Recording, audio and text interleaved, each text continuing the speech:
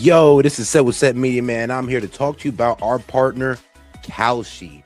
Kalshi is the largest legal prediction market in the United States with over 1 million users. It's available in all 50 states. They are a real money market, people trading on what they think will happen. You can build a position and trade in and out of almost any prediction you think. Kalshi facilitates trade between people kind of like the stock market. There's no limiting your trades just because you're winning. Kalshi will pay you interest on your position. So if you make a long-term trade, you can earn a return even before the market is resolved. If you want to try out Kalshi, go ahead and give them a try, guys, at my link, kalshi.com/setmedia. Get $20 when you trade 20, so it's 20 for 20, guys. Once again, that's kalshi.com/setmedia. Go ahead and use my code setmedia to get $20 when you trade 20. Let's go ahead and take a look here at Kalshi, because like I said, it is a trading market where you can put in your prediction and you can go ahead and earn interest on that. You can make money off the knowledge that you know, and if you put $20 in, you get $20 back. So all right, guys, make sure to go check out my guy at Kalshi, because you can get in on good trades like who will Trump nominate as Fed chair, will Ali Khamenei be outed as the supreme leader, and will the US confirm that aliens exist before 2027. So if you want to get in on this action, once again, go ahead and go to my partners at Kalshi. Go ahead and use the link, or you can hit the QR code above and use Set Media to go ahead and get $20 when you trade 20. This is Set from Set Media, and shout out to Kalshi.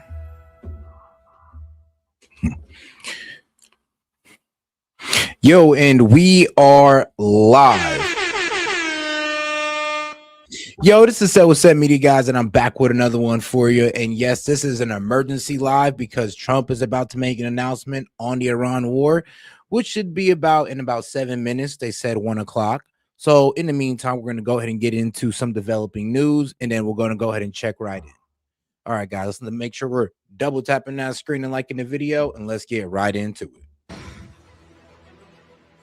We're back with Operation Epic Fury, and the U.S. and Iran reportedly receiving a two-phase ceasefire plan drafted by Pakistan.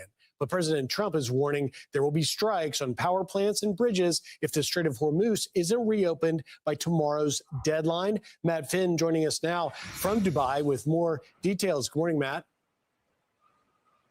Good morning, Griff. The AP and other outlets are reporting that Egyptian, Pakistani, and Turkish mediators have presented the United States and Iran with a proposed 45-day ceasefire plan that includes opening the Strait of Hormuz, which is far in the distance in the Persian Gulf behind me. Now, that proposal was reportedly sent to the U.S. and Iran last night.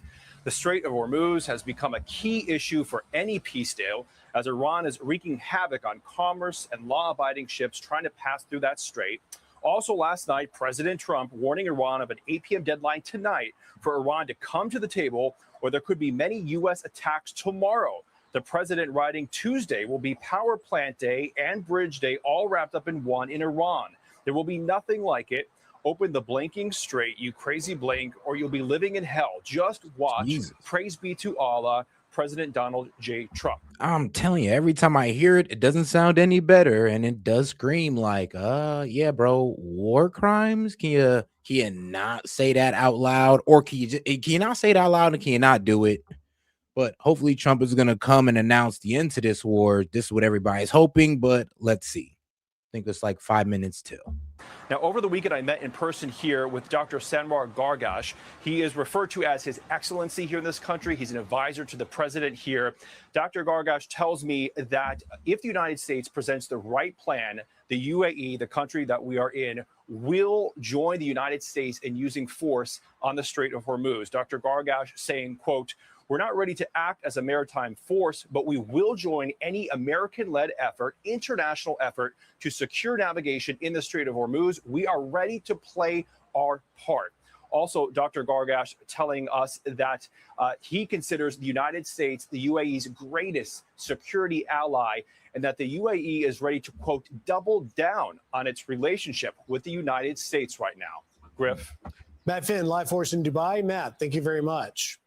And with that, let's bring in Fox News contributor Byron New York joining us. Byron, good morning. Let's just dive right into where Matt was talking about this reported possible ceasefire deal, but it comes with the backdrop of the most successful daring rescue mission in U.S. history, really showing Iran that there is nothing that we don't have the ability to successfully do. Where do you see things headed?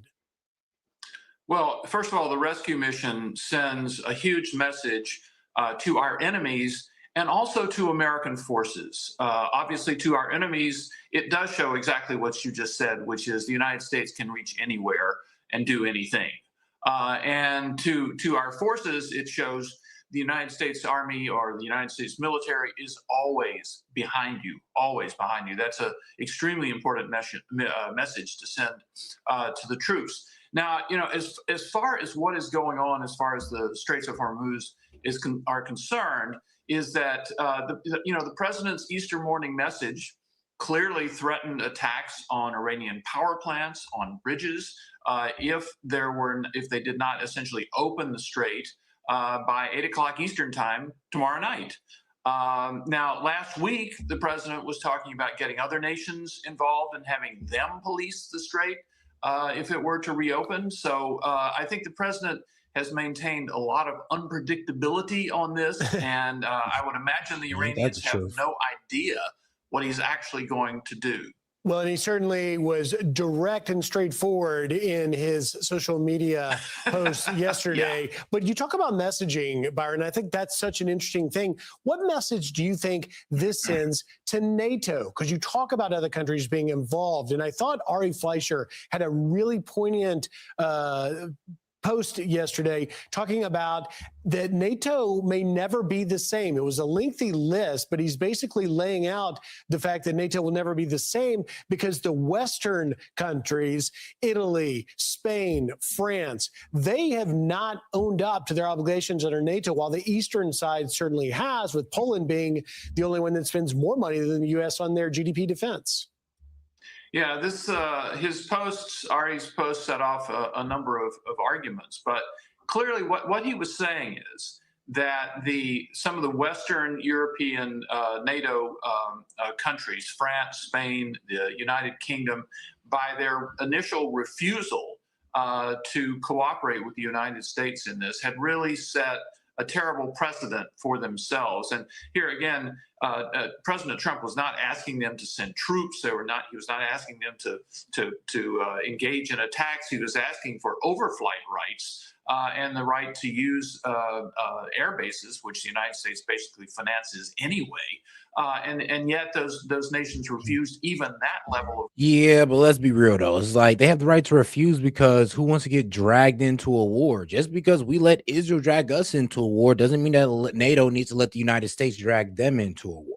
And that's not what that alliance was built on. Sadly, the alliance was built on, well, you sadly got to get attacked first for everybody to jump in. That's just the way it works. It's supposed to be a deterrent from any enemies from attacking any of the NATO states or NATO countries. So over here trying to drag NATO into a conflict that we started, to clean up a mess that we made is a bit ridiculous. I'm not even gonna lie. And shout out, guys, let's make sure we're double tapping that screen and liking the video. Appreciate the support, by the way, but let's make sure we double tap that screen and smash the like button. Cooperation. And what Ari Fleischer was doing was contrasting those nations with the nations in Eastern Europe, which in the much more recent years had experienced Soviet domination and knew what it is like to have an enemy very close to you, and their cooperation with the United States. So what Fleischer was saying is there could be big changes coming in NATO. Yep. But all right, though, let's go to more breaking news as it just came out right here. It is nightfall, and with a 7-hour time difference, it is nightfall in the Middle East right now where the war is happening, and we have more breaking news on what is occurring behind the scenes as our military work to rescue not just one, but two fighter pilots. So the news is coming in And things are kinetic in that part of the world as well. So let's go straight away to Trey Yinks, who's in Tel Aviv. Trey. Yeah, Harris, good morning. High-ranking U.S. sources telling Fox News that while that rescue was ongoing over the weekend, that CENTCOM commander Admiral Brad Cooper directed a strike against an IRGC underground headquarters outside of the Iranian capital of Tehran. Fox News has learned that B-2 bombers were used during this strike, along with massive ordnance penetrators, bunker buster bombs, to target this facility, the same weapons used in Operation Midnight Hammer. And I am told by these high-ranking U.S. sources that the headquarters of the IRGC was obliterated in that strike. This is significant because it speaks to the intelligence and military excellence of the U.S. military. As this rescue was ongoing, they were hammering the Iranian regime just outside the capital of Tehran with B-2 bombers overhead, U.S. Special Forces on the ground, more than 100 of them, rescuing that airman and bringing the fight to the IRGC just outside of the Iranian capital. Harris? Talked about the fact that there were 2 pilots who were rescued very much. What do we know about that part of the mission? Absolutely. We understand that on Friday, the pilot of the F-15 that was shot down on Thursday night was rescued. And then it wasn't until about 48 hours later that the other rescue took place. And again, Fox News can report that on Saturday morning, the CIA was able to confirm the location and the identity of that airman, to confirm that this was not an Iranian trap, at which point the message was delivered to the Secretary of War, the Joint Chiefs Chairman, and ultimately the president. I'm told at that point, President Trump ordered the operation, and within 12 hours, there were U.S. boots on the ground inside of Iran. Harris? Trey Yinks, thank you for the breaking news and the latest on what's happening on the ground there.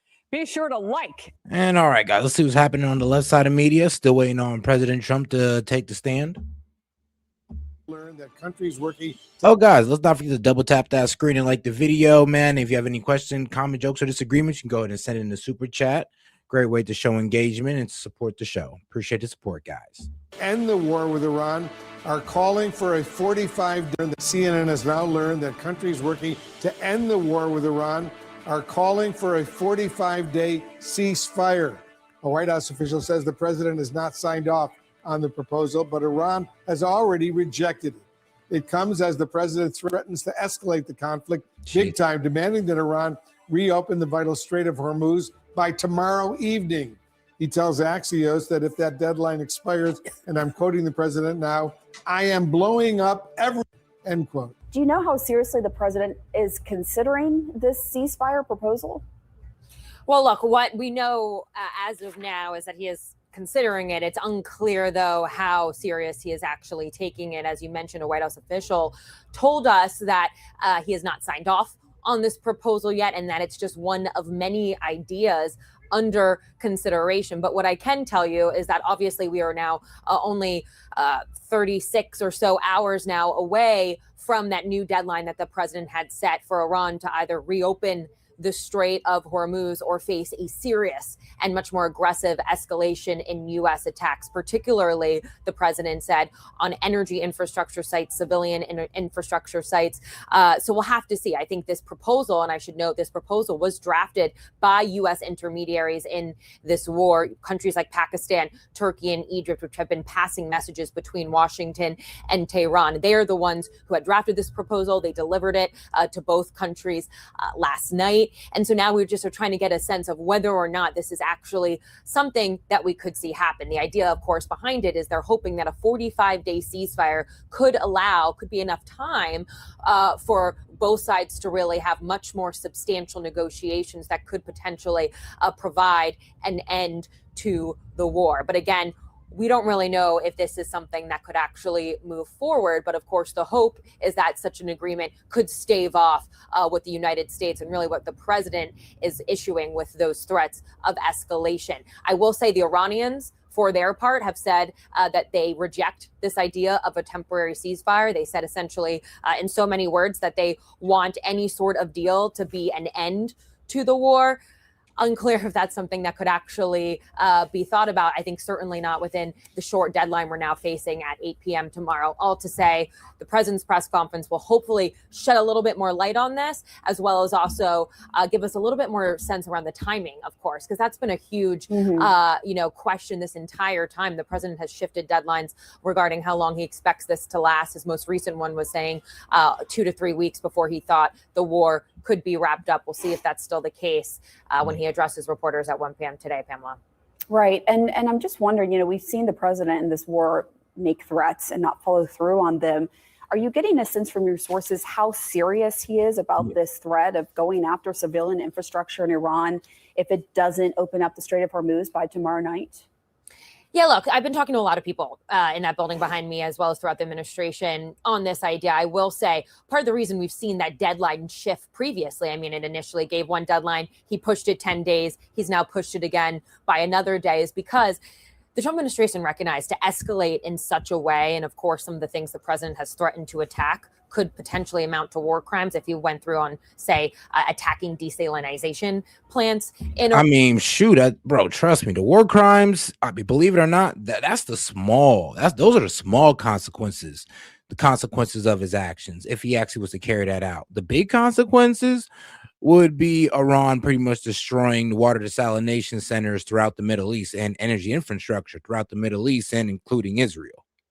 Iran, but there's also, of course, Iran has threatened to reciprocate and retaliate should the United States actually move forward with attacks of that magnitude. And that is something, of course, many United States allies and partners in the Middle East, in the Gulf region, are very much concerned about. Iran saying that they would go after similar civilian infrastructure should the United States follow through on that message from the president. And so there is some hesitancy there. And I do think there are many people in this White House who do want to see diplomacy prevail here and do want to see this staved off. The question, of course, though, is whether or not that's something that the president is willing to do, if he's willing to push this deadline even further or try to come to an agreement before we face 8 p.m. tomorrow night. All right, Elena Train from the White House Force. Thanks so much. Wolf. I want to go to our own Jeremy Diamond right now. He's reporting from Tel Aviv, Israel. Jeremy, as Tehran rejects the idea of a temporary ceasefire, it's also responding to President Trump's threats to Iran's infrastructure. There's a lot going on right now. I know you're covering all of the. I'll be real. I don't like to hear it, but they have every reason, because every ceasefire we've done with them, we've just used to pretty much gather up more forces in the area and then commit to an even more devastating strikes than we've already been committing to them already. So they don't trust no type of ceasefire with us, which is, it sucks, but it's understandable. These developments, including the Israeli Israeli move to kill the director, the head of the Revolutionary Guard Corps' intelligence chief. First of all, tell us about that. Have the Israelis confirmed that they went ahead and assassinated the head of the Revolutionary Guard Corps' chief of intelligence? Yeah, that's right, Wolf. The Israeli military has confirmed that Iran Revolutionary Guard Corps' intelligence chief was killed in an Israeli strike. He is just the latest of a slew of senior Iranian officials and senior IRGC officials who have been killed in Israeli strikes. Just a few days ago, of course, it was Iran's Revolutionary Guard Corps naval commander who had been killed. We've seen a slew of other senior Iranian officials. All of this began, of course, the first day of the war with the killing of the former supreme leader. But now we are waiting to see what more Israel and the United States are prepared to do in Iran. Today, we already saw that Israel is increasingly already going after infrastructure targets inside of Iran, targeting a petrochemical facility today, one that produces about 50% of Iran's. War, especially when you're fighting a strong group, an evil group. You can't really do this because you send in 200 men to pick up one, and it's something that's usually not attempted as much as you want to attempt.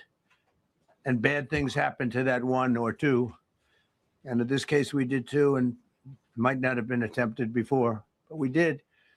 And we had great talent. We got a little luck too, I would say.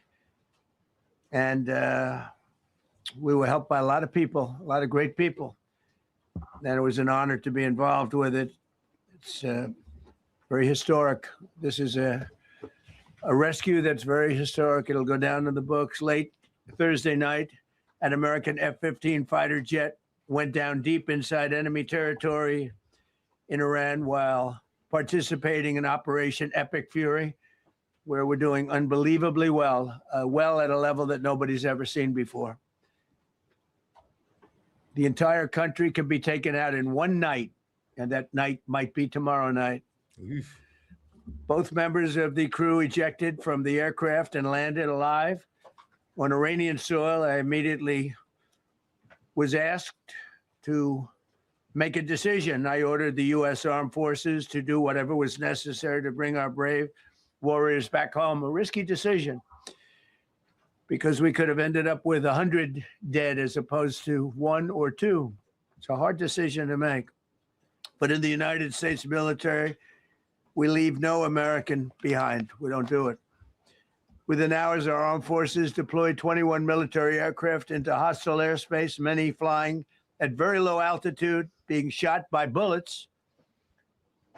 You bring rifles into play when you're going that low, but there are also certain advantages. They were shooting at them. And in broad daylight over Iran for 7 hours, at times facing very, very heavy enemy fire. We have a helicopter that's got a lot of bullets in it. It's amazing. We just realized how good those weapons are. Those our machines are. Nobody has the equipment that we have, and nobody has the military that we have. Not even close. We're the most powerful military anywhere in the world by far. The flight crews and warfighters aboard those aircraft took extraordinary risks to rescue their fellow service members. This first wave of search and rescue forces successfully located the pilot of the F-15, and he was extracted from enemy territory by an HH-60 Jolly Green II helicopter. Fabulous machine as our warriors faced gunfire at very close range. It's amazing that when you look at the machinery, what happened, that nobody was even injured. Meanwhile, the second crew member, a weapons system officer, highly respected colonel, had landed a significant distance away from the pilot. When you're going at those speeds, even if you go out 2 or 3 seconds later, it's miles and miles away because you're going fast. He was injured quite badly and stranded in an area teeming with terrorists from the Islamic Revolutionary Guard Corps rough group, as well as besieged militia and local authorities. Many, on top of everything else, they told the communities actually within inside of Iran, the people of Iran, they were given a tremendous incentive to find this pilot. Despite the peril, the officer followed his training and climbed into the treacherous mountain terrain and started climbing toward a higher altitude, something they were trained to do in order to evade capture. They want to always go as far away from the site of the shoot down. You want to go as far away because they all head right to that site. You want to be as far away as you can. And he was injured, and he was an amazing, amazing thing. He scaled cliff faces, bleeding rather profusely, treated his own wounds, and contacted American forces to transmit his location. They have a very sophisticated beeper type apparatus that is on them at all times. And when they go out on these missions, they make sure they have lots of battery space and they're in good shape. And this one worked really well, amazingly, saved his life. We immediately mobilized a massive operation to retrieve him from the mountain holdout. And he kept going higher and higher. The mountain kept getting rougher and rougher and really very, very hard to find. The second rescue mission involved 155 aircraft, including 4 bombers, 64 fighters, 48 refueling tankers, 13 rescue aircraft, and more. We were bringing them all over, and a lot of it was subterfuge. We wanted to have them think he was in a different location because they had a vast military force out there. Thousands of people were looking. So we wanted them to look in different areas. So we were scattered all over like we were right on top of them. We had 7 different locations where they thought, and they were very confused. They said, well, wait a minute, they've got groups here, they've got groups there. It's an amazing thing. I was listening to these great people, these great generals. General Raisin Kane was amazing, and Pete Hegseth was amazing. But I listened to the whole thing. It was pretty amazing. So they had all these different sites where everybody thought he was located. We think we have him over there because they have 9 planes circling a little area that's 25 miles down the coast. So in a breathtaking show of skill and precision, lethality and force, America's military descended on the area, the real area, engaged the enemy, rescued the stranded officer, destroyed all threats, and exited Iranian territory while taking no casualties of any kind. The heroic F-15 weapons system officer had evaded capture on the ground in Iran for almost 48 hours. That's a long time when you're in tough shape and when you're bleeding. It's a long time. When we left, as you probably know, we had 2 large planes, pretty old planes. It carried a lot. We needed a lot more equipment going in than coming out, obviously, because going in, we needed to be able to scale mountains. And we had a lot of equipment. But the sand was sandy, wet sand. So we thought there may be a problem taking off because of the weight of the plane. And then we also had all the men jumping back onto the planes. And they got pretty well bogged down. And we had a contingency plan, which was unbelievable, where lighter, faster aircraft came in and they took them out. We blew up the old planes. We blew them up to smithereens because we had equipment on the planes that, frankly, we'd like to take, but I don't think it was worthwhile spending another 4 hours there taking it off. So we didn't want anybody to have, we have the best equipment anywhere in the world. We didn't want anybody examining our anti-aircraft and other equipment. So these were large planes that were old and pretty I'll old. start making and we blew comments them up, when they get to questions. and we had faster, lighter planes come in, and they were able to land on the sand. We needed the bigger planes because we had so much equipment that we needed. We took 3 helicopters over there, which were very strongly used and couldn't have lived without them. They did, and they performed unbelievably well. And if you'd see it, you wouldn't believe it. They came off the plane, and these guys had them. The rotors were off. They rebuilt these helicopters in less than 10 minutes. And that was one of the more amazing things. These are helicopters, small, unbelievably powerful, but small, very small, so it can get into certain areas. And they got them off the plane, and they rebuilt all 3 of them in a matter of less than 10 minutes. It's pretty amazing what the genius of these people. Who would think that? You'd think it would take 5 days to build them. And in some companies, it would take 5 days, and they wouldn't do it well. But they served us well. As Commander-in-Chief, I never forget the extraordinary risk taken by the warriors that we send into battle and the genius. I mean, think of it, having a contingency of 3 planes waiting because we think the sand is so bad that we probably won't be able to take off. And the planes really got bogged. This was not much of a runway. This was a farm, not a runway. It's a farm, but it did the trick. But to have a contingency as opposed to having to wait 2 days, can you imagine right in the middle? This was central. This was right, you would call it central casting if you were doing a movie for location. And probably the toughest area of Iran where we'd be sitting there. So these planes came in, those pilots came in so fast and so quick and got out of there. Everybody got aboard and just got 15-minute intervals. 1 load out, 1 load out, 1 load out. It happened. And we were watching and we said, that's amazing. In many ways, I was almost more impressed by the contingency that we had than the fact that, if we would have had a runway or decent soil, but it was an amazing thing. But we thank God for every single one of them and the talent. The genius is not even talent, it's genius. It's the whole ball game, every one of them. Now, if you look at what we did with Maduro, we went into a military compound, a massive, with thousands and thousands of soldiers, and within a matter of minutes.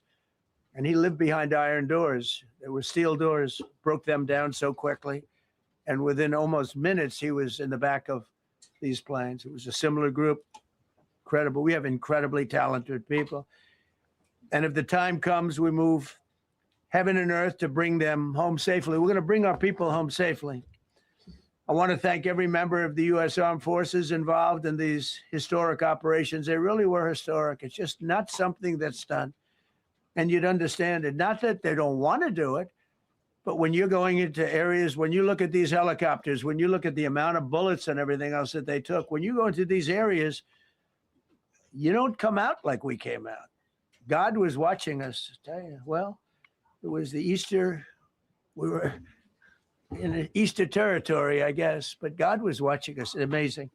Because when you look at the machinery, they took damage. It tells you, first thing I said is, these are unbelievable machines, how they flew back and not even much of a problem. But these two extraordinary rescues, because it was two, and as you probably know, we didn't talk about the first one for an hour. Then somebody leaked something, which we'll hopefully find that leaker. We're looking very hard to find that leaker. And talked about there's somebody missing. They basically said that we have one and there's somebody missing. Well, they didn't know there was somebody missing until this leaker gave the information. So whoever it was, we think we'll be able to find it out because we're going to go to the media company that released it, and we're going to say, national security, give it up or go to jail. Whoa. And we know who, and you know who we're talking about, because some things you can't do. Because when they did that, all of a sudden, the entire country of Iran knew that there was a pilot that was somewhere on their land that was fighting for his life. And it also made it much more difficult for the pilots and for the people going in to search for him. All of a sudden, they know that there's somebody out there. They see all these planes coming in. It became a much more difficult operation because a leaker leaked that we have one, we've rescued one, but there's another one out there that we're trying to get. So actually, the country, Iran, put out a major notice, you all saw it, offering a very big award for anybody that captures the pilot. So in addition to a hostile, very talented, very good, very evil military, we had millions of people trying to get an award. So when you add that to it, but we have to find that leaker because that's a sick person. Probably didn't realize the extent of how bad it was. I can't imagine that the person did, but we're going to find out. It's national security, and the person that did the story will go to jail if he doesn't say, and that doesn't last long. And I think everybody would understand it. They put this mission at great risk. They put that man at great risk, and they put the hundreds of people that went in looking for him, because everyone now knows that we're going in. Over the past 37 days, America's armed forces have carried out more than 10,000 combat flights over Iran, unheard of, striking more than 13,000 targets. The F-15 we lost last week was the first manned aircraft down by the enemy in this entire operation, with thousands and thousands of flights. They got lucky. It was a lucky hit. You know, eventually you get lucky. But we got lucky too because we got both of them back. But it's a record that is unparalleled in the history of military air operations. Nobody's ever seen anything like it. It's such an honor to be involved with it. We were up late at night, and then we were waiting for those contingent planes to come in, and we said, come on, let's go, get in, because they're waiting out on this farm without a runway, with wet, crummy soil, sand, mostly sand, wet sand, and it eats planes alive. And we're waiting, and we're saying, I hope that one can land and take off. And they came in like magic, boom, boom, boom, one after another. It was like genius. Truly So impressive impressed by mission. that. Because we were a little concerned. We said, boy, Like, of course we did that. if they don't get in and get up fast, we're sitting in them. And that's called Iran Prime, right, General? That's That's where the whole bet is. And here we are sitting there waiting for a plane, but they came in so fast and so hard, and these guys knew exactly what. Let's go, come on, get in, let's go. Blah. They came one right after another, not at the same time.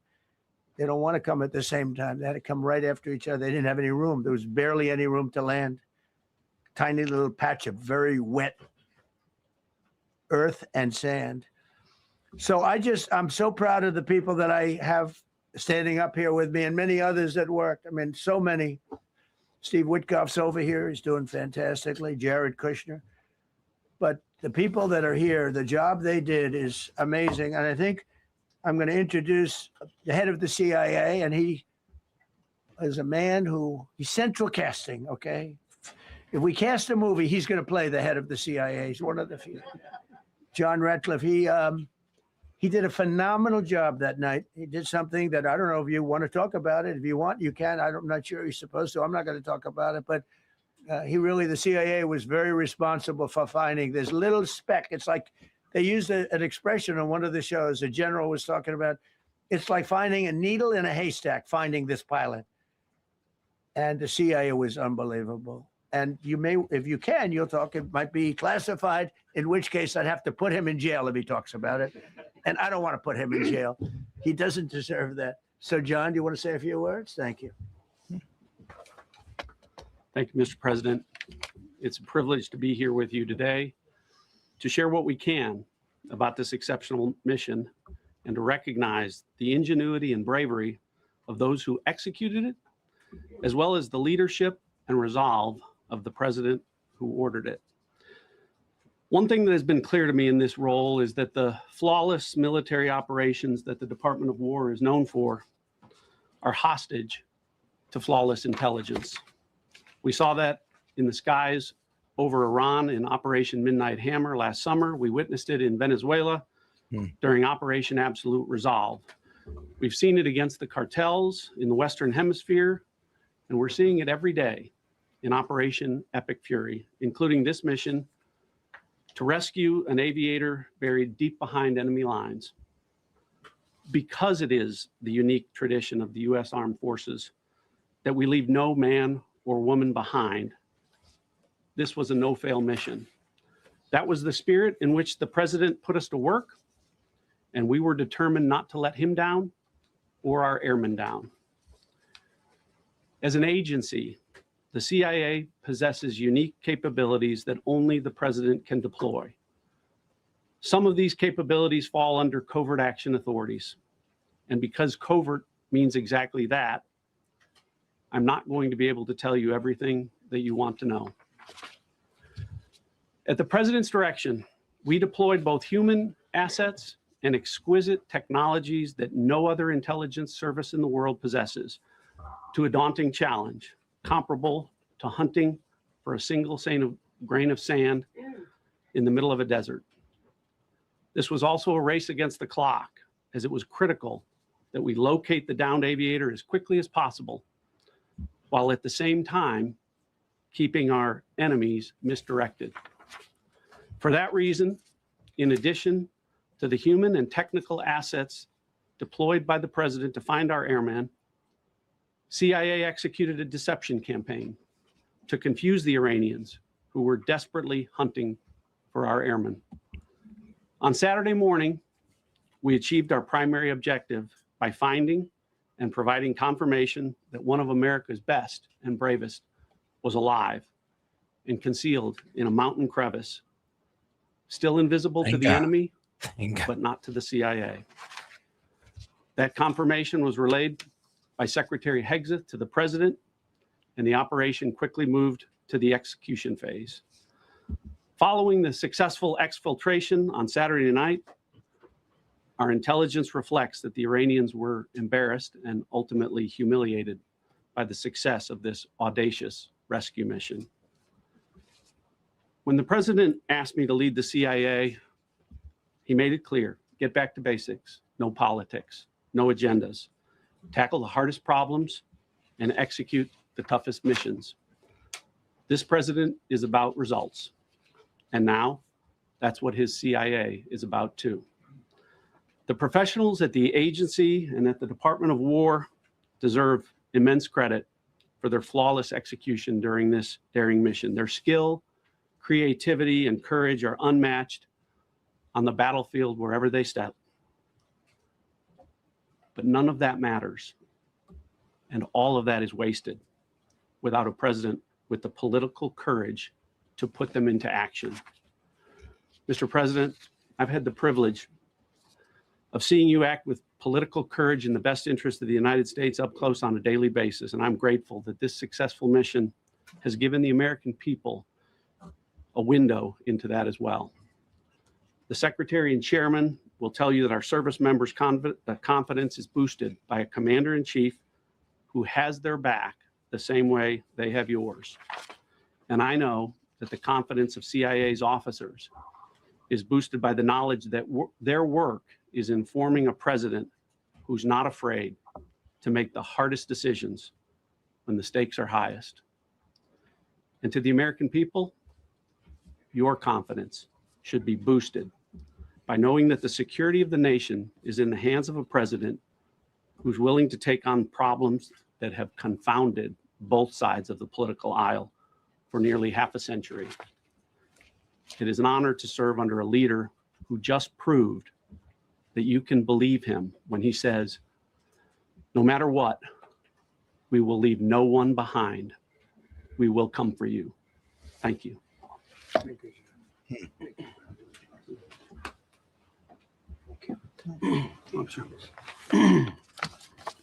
Well, John, thank you for the collaboration with the CIA as well. Incredible and ongoing partnership. Ladies and gentlemen, fellow Americans, and especially the brave warriors in our armed forces, over this Easter weekend, the United States military has once again proved why we possess the greatest fighting force the world has ever known. In two extraordinary combat search and rescue operations deep inside enemy territory in Iran, our warriors executed missions of breathtaking skill, courage, and precision. When our warriors are unleashed, as this president has allowed them to be, they are unstoppable. When American airmen were down behind enemy lines, our forces and our president did not hesitate.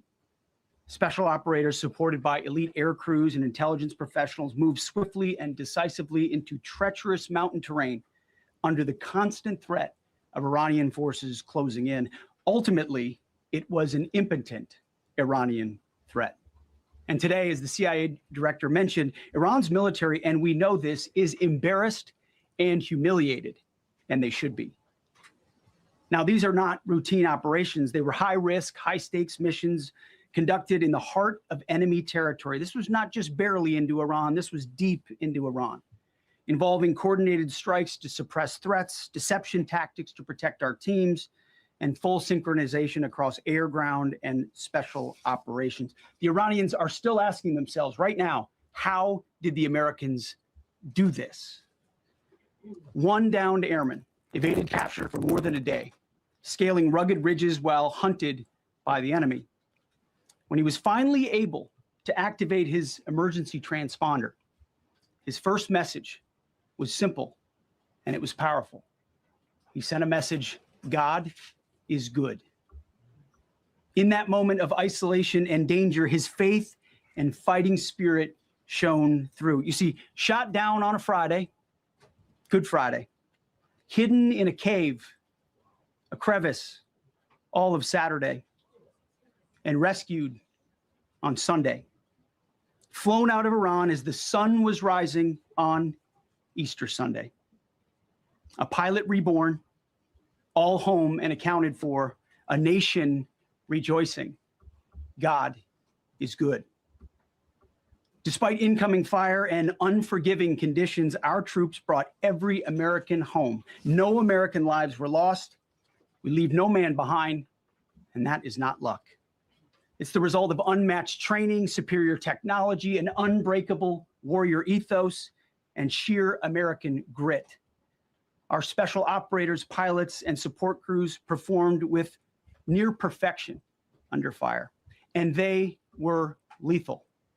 Just ask any Iranian soldier who dared attempt to get anywhere near that pilot, before or during that mission. Death from above. Our troops turned a potential tragedy into a resounding demonstration of American resolve and capability. That's what excellence in uniform looks like. But make no mistake about it, none of this would have been possible without the courageous leadership and ironclad determination of President Donald J. Trump. From the moment our airmen went down, President Trump made it clear we will leave no one behind. The first mission, the first of two, was an audacious daylight thunder run right up the middle. It was authorized in less than 2 hours from that pilot going down when we knew where he was. And it was authorized in the middle of the night because anybody that's worked from this man knows he's up in the middle of the night. Authorized immediately, without hesitation, audaciously. The second mission, as soon as we knew where that pilot was, and John was certainly helpful in that, also executed immediately. You know, I looked up at my screen when the final mission was complete inside our SCIF, our secure facility. And we have a running VTC, a running coordination cell. And the top of it read 45 hours and 56 minutes. For 45 hours and 56 minutes, we held that call open for coordination. From the moment our pilots went down, our mission was unblinking. The call never dropped, the meeting never stopped, the planning never ceased. The president demanded rapid, decisive action. He backed our military with the full weight of his resolve, refusing to let enemy propaganda or tactical setbacks deter us. His leadership ensured that every lethal and non-lethal resource was brought to bear, that our forces had the authorities and the support they needed to succeed. When the president says he has the backs of our warfighters, he means it. And it means a great deal, and it's a big difference on the battlefield. President Trump understands that peace through strength is not a slogan. It is a doctrine that saves American lives. His unwavering commitment to rebuilding our military and restoring the warrior spirit has paid dividends in missions just like this one. Under his command, America projects power with confidence and brings our people home with victory. And that continues today, by the way. Per the president's direction, today will be the largest volume of strikes since day one of this operation. Tomorrow, even more than today. And then Iran has a choice. Choose wisely, because this president does not play around. You can ask Soleimani, you can ask Maduro, you can ask Khomeini. To those heroes who planned and executed these rescues, your nation stands in awe. I stand in awe. The chairman stands in awe. We all stand in awe of your professionalism and bravery. We serve for you. You embody the very best of America. To the rescued airmen and their families, welcome home. Your courage and endurance, the quiet declaration of faith amid the storm, inspires us all. God is good every day. And to our adversaries watching from Tehran, let this be a clear message. The United States military will go anywhere, at any time, to protect our own and complete the mission. We execute with precision. We control the skies. You see, we flew for 7 hours in daylight over Iran to get the first pilot. And we flew 7 hours in the middle of the night to get the second. And Iran did nothing about it. We fight with honor. And under President Trump's leadership, we win. So God bless our troops. God bless Jay, you funny Trump, as hell. and God bless the United States of America. Thank you. All right. Let's get to questions or one more. Well, good afternoon, everyone. Right. Thank you, Mr. President. Thank you, Mr. Secretary. A note before I start, I know many of you want specific details in these briefings. We will share what we can, but I will retain what I must in the event that we have to go do this again sometime. And I cannot stress the importance, as the president said, around operational security. The secretary and I will do a more detailed briefing tomorrow morning, and we look forward to sharing the details that we can. On Thursday, 2 April at 10:10 p.m. Eastern Time, 4:40 in the morning, local Iran time, the Joint Personnel Recovery Center, which handles the Central Command area of responsibility, declared an isolated personnel recovery event for a U.S. Air Force F-15E Strike Eagle, call sign Dude 44, which was down in hostile Iranian territory. The pilot and weapons system officer had both safely ejected and were isolated behind enemy lines. Following confirmation of active rescue beacons and on the direction of the Secretary and by order of the President, a rescue operation was launched with the stated purpose of bringing both Americans home safely. As the Secretary said, several hours later on the morning after positively locating the front seater, call sign Dude 44 Alpha, and aware of an aggressive ongoing search by the enemy, a U.S. Central Command plan was approved by the Secretary and the President. Shortly thereafter, a U.S. Air Force Combat Search and Rescue Task Force comprised of A-10 Warthogs in their Sandy role, and I'll describe what that is in a minute, HC-130 Combat King 2s, HH-60 Jolly Green 2 helicopters, and Air Force Special Warfare Airmen, a package comprised of combat rescue officers and pararescueman operators, audaciously penetrated enemy territory in broad daylight to find, fix, and recover Dude 44 Alpha from behind enemy lines. This was an incredibly dangerous mission, an incredibly dangerous undertaking, but a filled promise made to every American warfighter I'm reading the that you super will chats not at the be end. left behind. Well, We will when we get to always questions, come actually. find you, and we will always bring you home. Over the next hours, the search and rescue task force crossed the beach, entered into Iranian airspace, protected by a fighter strike package, and moved into the objective area, all under fire. En route, as some of you have seen on social media, the helicopters took gas off the C-130s and pressed onward and forward up into the objective area. While this was ongoing and out in front of them, the Sandy flight of A-10s and other remotely piloted aircraft, drones, and other tactical aircraft were violently suppressing and engaging the enemy in a close-in gunfight to keep them away from the front seater and allow the pickup force to get into the objective area. During this engagement, one of the Sandy aircraft, the one primarily responsible for communicating with the downed pilot, was hit by enemy fire. This pilot continued to fight, continued the mission, and then upon exit, flew his aircraft into another country and determined that the airplane was not landable. This was one of our A-10 Sandy aircraft. The pilot then made the decision to eject over friendly territory and was quickly and safely recovered and is doing fine. After picking up Dude 44 Alpha, the HH-60 Jolly Green fight was engaged by every single person in Iran who had a small arms weapon. And one of the aircraft, the trailing aircraft, took several hits. The crew sustained minor injury, and they are going to be fine. A note for those of you that do not know what a Sandy does. Named after the flight call sign that did this very mission in Vietnam, flying A-1 Sky Raiders and A-7 Corsairs, a Sandy has one mission: get to the survivor, bring the rescue force forward, and put themselves between that survivor on the ground and the enemy. They are committed to this. This is what they live for, and this is what they've trained for over many, many years.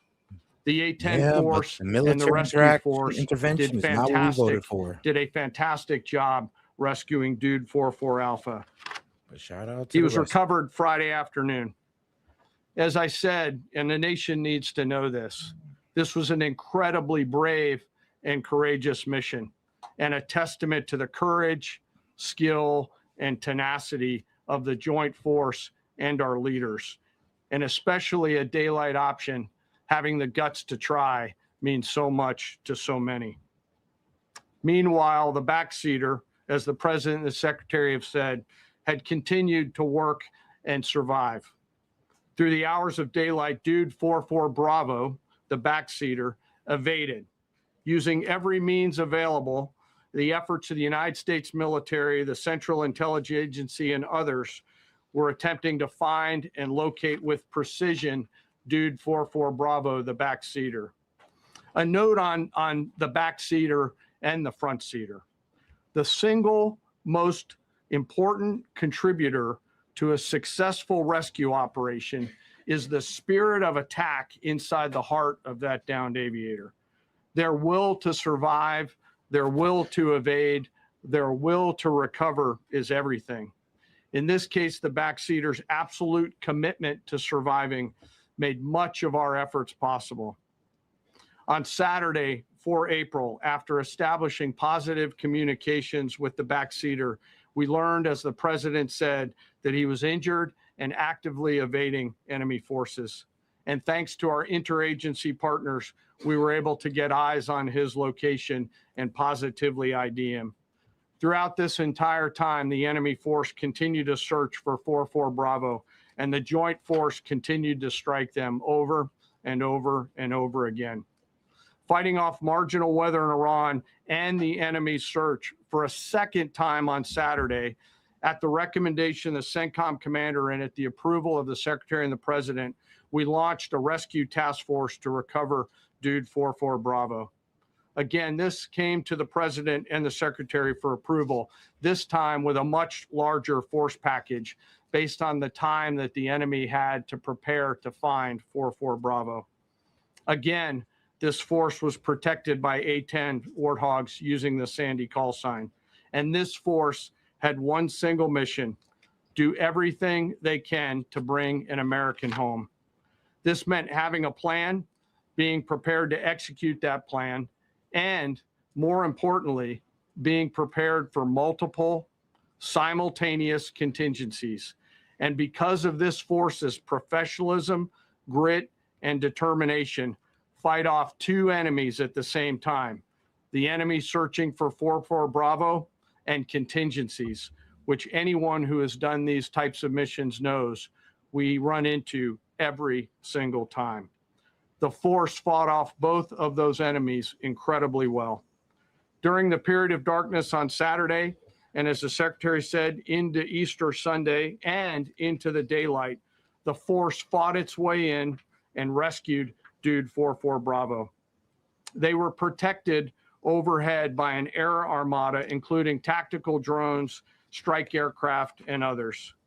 The force fought through multiple simultaneous contingencies, something no other nation, no other military can do, and safely returned Dude 4-4 Bravo, the backseater, home, and all other Americans home as well. At midnight 12 local Eastern time, Easter Sunday, more than 50 hours after the start of this operation, the Joint Personnel Recovery Center declared Dude 4-4 Bravo, both the front and back seater, returned to friendly territory. The courage demonstrated by both the pilot and the weapons system officer while isolated and them invading the enemy cannot be overstated. Their grit and warfighting tenacity is a direct result of the absolute trust they have in our rescue forces, their training, and their will to survive and return. They always knew that we would be ordered to go get them, and they always knew that we would be coming to get them. These two operations reflect our nation's most sacred obligation to our military service members. We leave no one behind, bless you. It also perfectly captures the first truth of our special operations forces, that people are more important than hardware. That is the standard we live by, and the rescue forces that execute these missions operate under a clear motto: these things we do that others may live.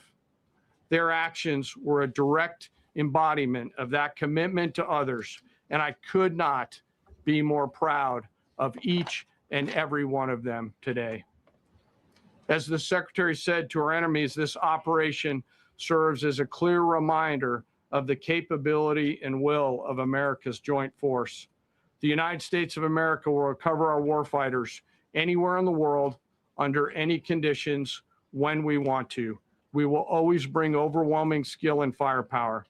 To every member of the joint force, our interagency partners, the leadership at CENTCOM, and our leaders at the department and above, thank you. I'm proud of each and every one of you and thankful to our deployed forces and their families. And lastly, and most importantly, to Dude 44, welcome home. Job well done. Thank you.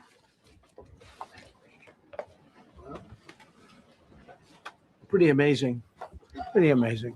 All right. And these two gentlemen have been, from day one, they've been perfecto. You know, I got to know General Kane Trump Blaze in my first term because he was able to take out ISIS in 4 weeks instead of the 4-year projection that was given to me by other much lesser generals. I said, you know, if I ever do this again, that's going to be the head of my Joint Chiefs of Staff.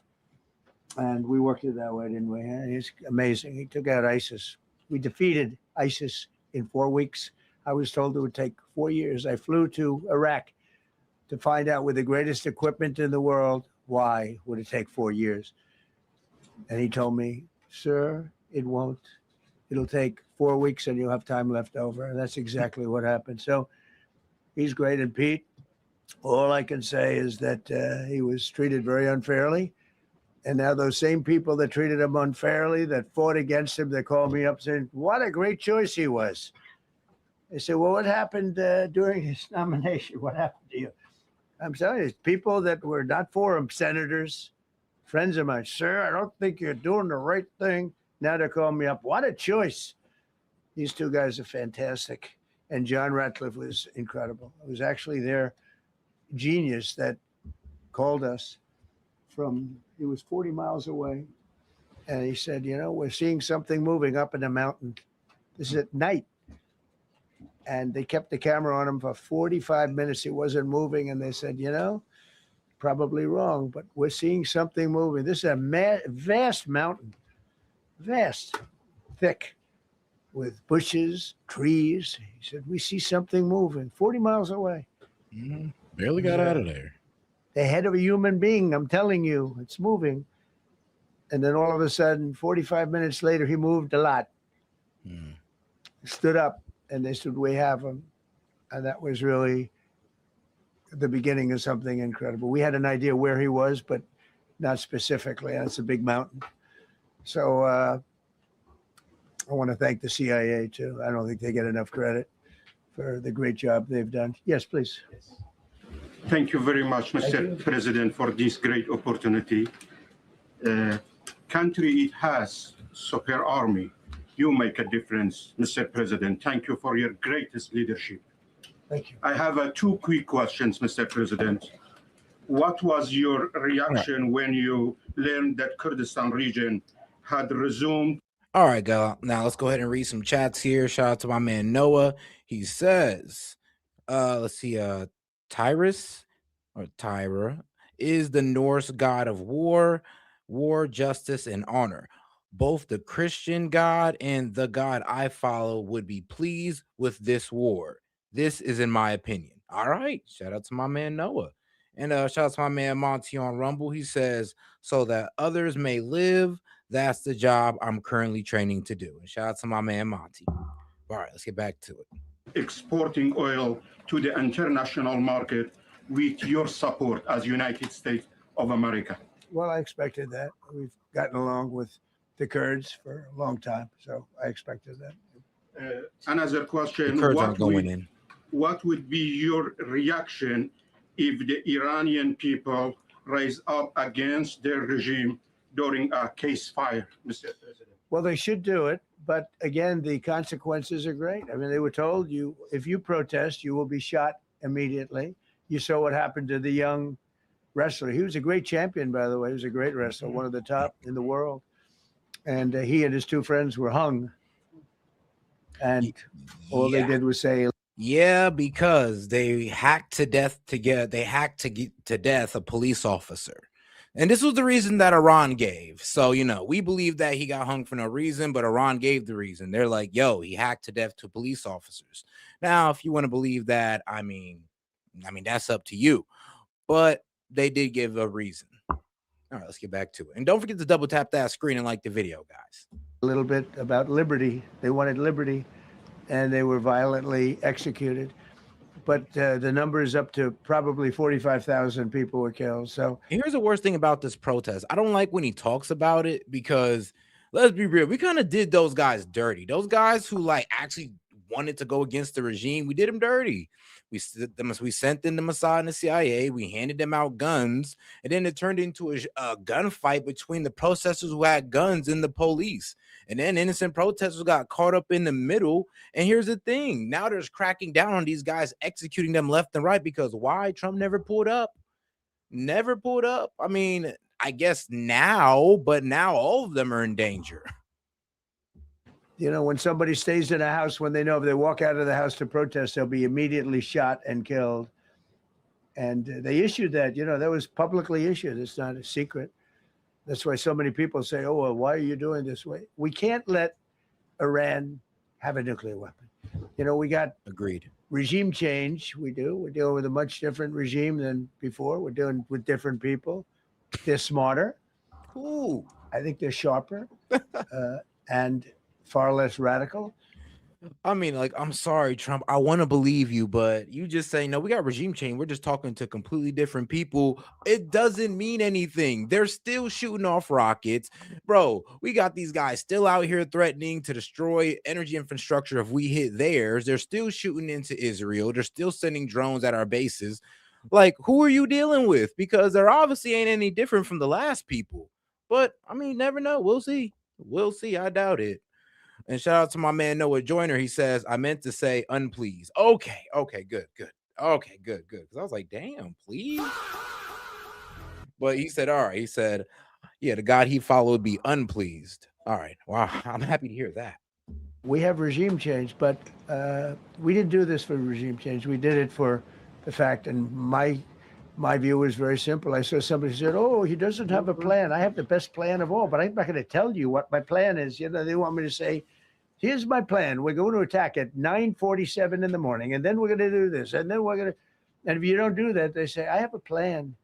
These people know what the plan is. Everybody here knows what the plan is, but it's very unfair to say, we don't, because I don't mind being insulted. I've been insulted for many years by the fake news, but you can't.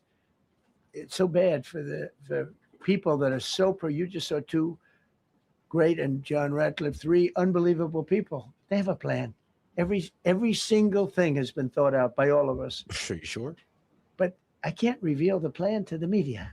So, you know, but we're just thrilled by the success of this operation. Yes, please. Thank you, Mr. President. You've said Iranians would be mad if you stopped these attacks, but why would they want you to blow up their infrastructure, to cut off their power? Wouldn't that be punishing Iranians for the actions of the regime? They would be willing to, and it's suffering. They would be willing to suffer that in order to have freedom.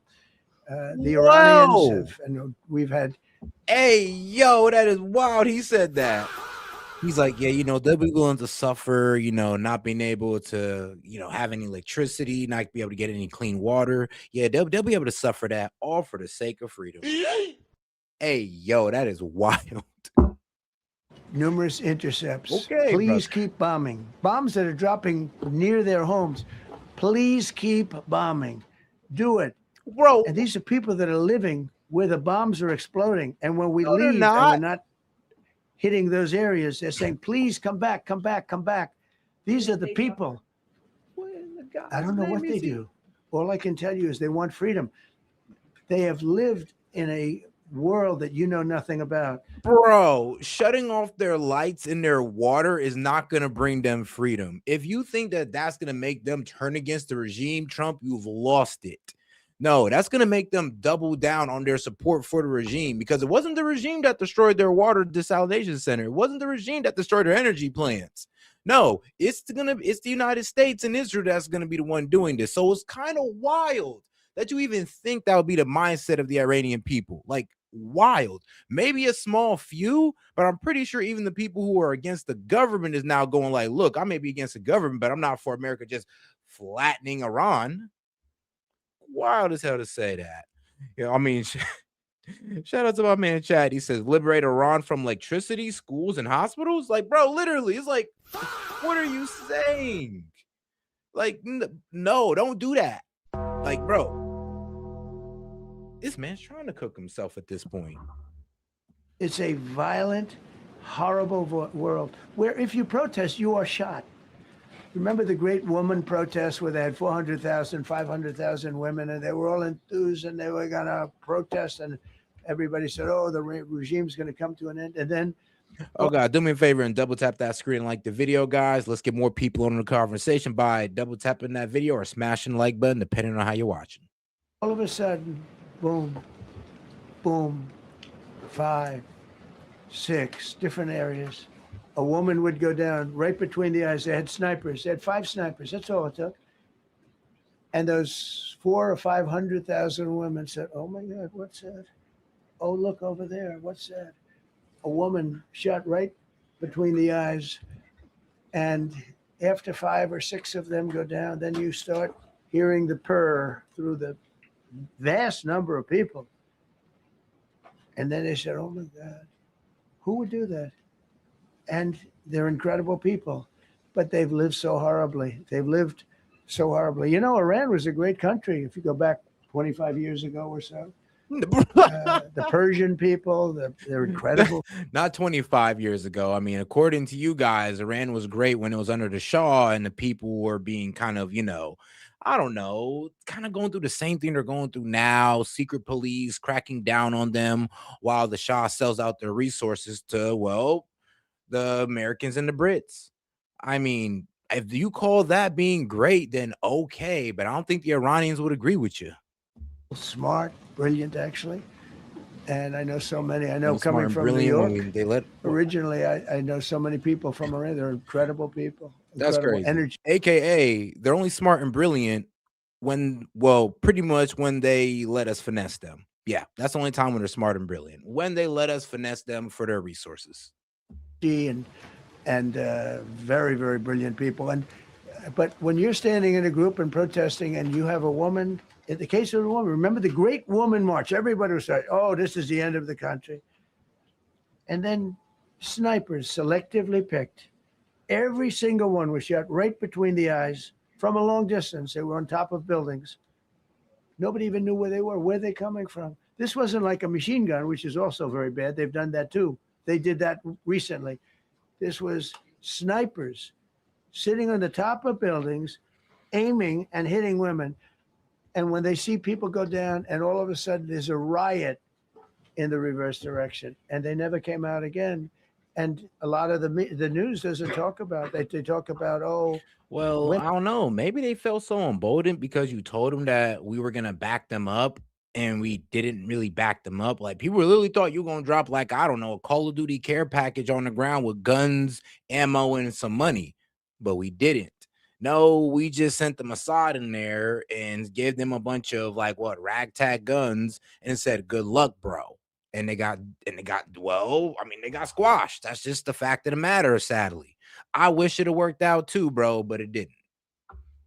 Women's rights. You want to see women's rights? You're not going to see it there. It's amazing when I see some of the stupid people like, you know, AOC +3, all that group. They talk about, oh, freedom for Iran. They don't tell you the real facts. Women, men, gays. How about gays for Iran? They kill the gays. They throw them off buildings. So I wonder what's going on. I can only say this. They want us to keep bombing, even if it jeopardizes, because their life is in much greater danger. They want freedom for Iran, but it's very hard for them to protest. I actually tell them, I said, don't go out. I fully understand. Nobody in this room would go out. I don't think there's any, because frankly, it's not a question of bravery. We're all brave, right? You're brave. I'm brave. We're all brave, but we're also intelligent. If you have people shooting at you, expert shots with the best rifles you can get and hitting you right between the eyes every single time, and you're looking here and you're seeing and you're looking here, you're out of there. I don't care who it is. Please. Mark Meredith, Fox News. I know that. Oh, thank you. How would I know that? Go ahead. America's watching. No. Good job. Can we go back to the weekend? First off, was everyone on board with the operation, or were there people that were trying to talk you out of going through with the operation this weekend? Not everybody was on board. Somebody else within? No, there was military people, very professional, that preferred not doing it. These two were totally on board, which was very important. They weren't. I would have had a little difficulty. But no, there were military people that said you just don't do this. You don't go into the heart of a very powerful military. You know, this is, hey, you have countries and countries. You have some countries where military is not their strong suit. This whole thing is militarized like nobody's ever seen before. Half the people are wearing uniforms. And we had people within the military. Usually it's not done. That's one of the reasons. You know, I was surprised. Somebody said it's the only time it's ever been done. I said, that's not possible. But it is possible because you're going into hundreds of thousands of soldiers along the path. I mean, look at some of the helicopters, how they got hit. So, yeah, there were people within the military that said it's a wise. And don't forget, how many men did you send altogether, approximately, for the operation? I'd love to keep that a secret. Okay, well, but I will tell you the number. I'll keep it a secret, but it was hundreds and hundreds of these people. It's pretty good. Is he central casting? But hundreds of people went into this journey.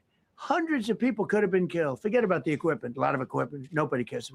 Hundreds of people could have been killed.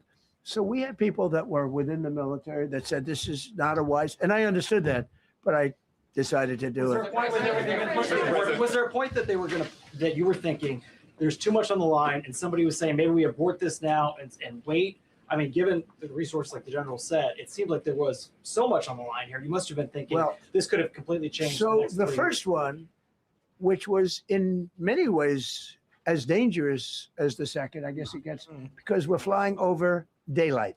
You know, we're the best at the world at night. We have goggles that nobody, we have goggles. I've tried them. They're unbelievable. I see better with the goggles at night than I see without them during daylight. I mean, daylight today, we have a beautiful day. You see just as well with goggles. In many ways, it's enhanced. So we have the best in the world. So it's much safer for us to do it at night, whereas other people, no other country has that capability. They don't have that particular piece of equipment like we do. But when I was told flying and in daylight, I think we flew 7 hours over Iran, and that's a long time, over. I mean, unbelievably hostile. I mean, I'm almost sure Russia and China got night vision. I'm almost sure. Territory where they have nothing but weapons. We took out their anti-aircraft, which is great. We took out their radar, which is great. We took out a lot, but they still have, you know, what hit this one was a handheld shoulder missile, heat-seeking missile. So it's not like, you know, they're totally whatever. But and they have probably a little luck, because you got to get lucky, but they shot it and it got sucked in right by the engine. But these guys were out of there. They were great. Their timing was great. But no, I was told that this is a very dangerous mission. I understand. They didn't say it's a foolish mission. They said, you know, we're going to be sacrificing hundreds. Guys, make sure to double tap that screen and like the video, pushing the engagement by double tapping that screen. All right. Hundreds of people do this. This is. I mean, you have tankers that are flying over this area so that because the flight was so long, they had to refuel. It's a very dangerous mission. I just felt it was worth it. If you would have told me that we would have been successful, gotten both, and nobody was even essentially injured, I would have said that would be impossible. Yeah, please. Mr. President, thank you very much. Thank you, sir. We'll come back to you. Okay.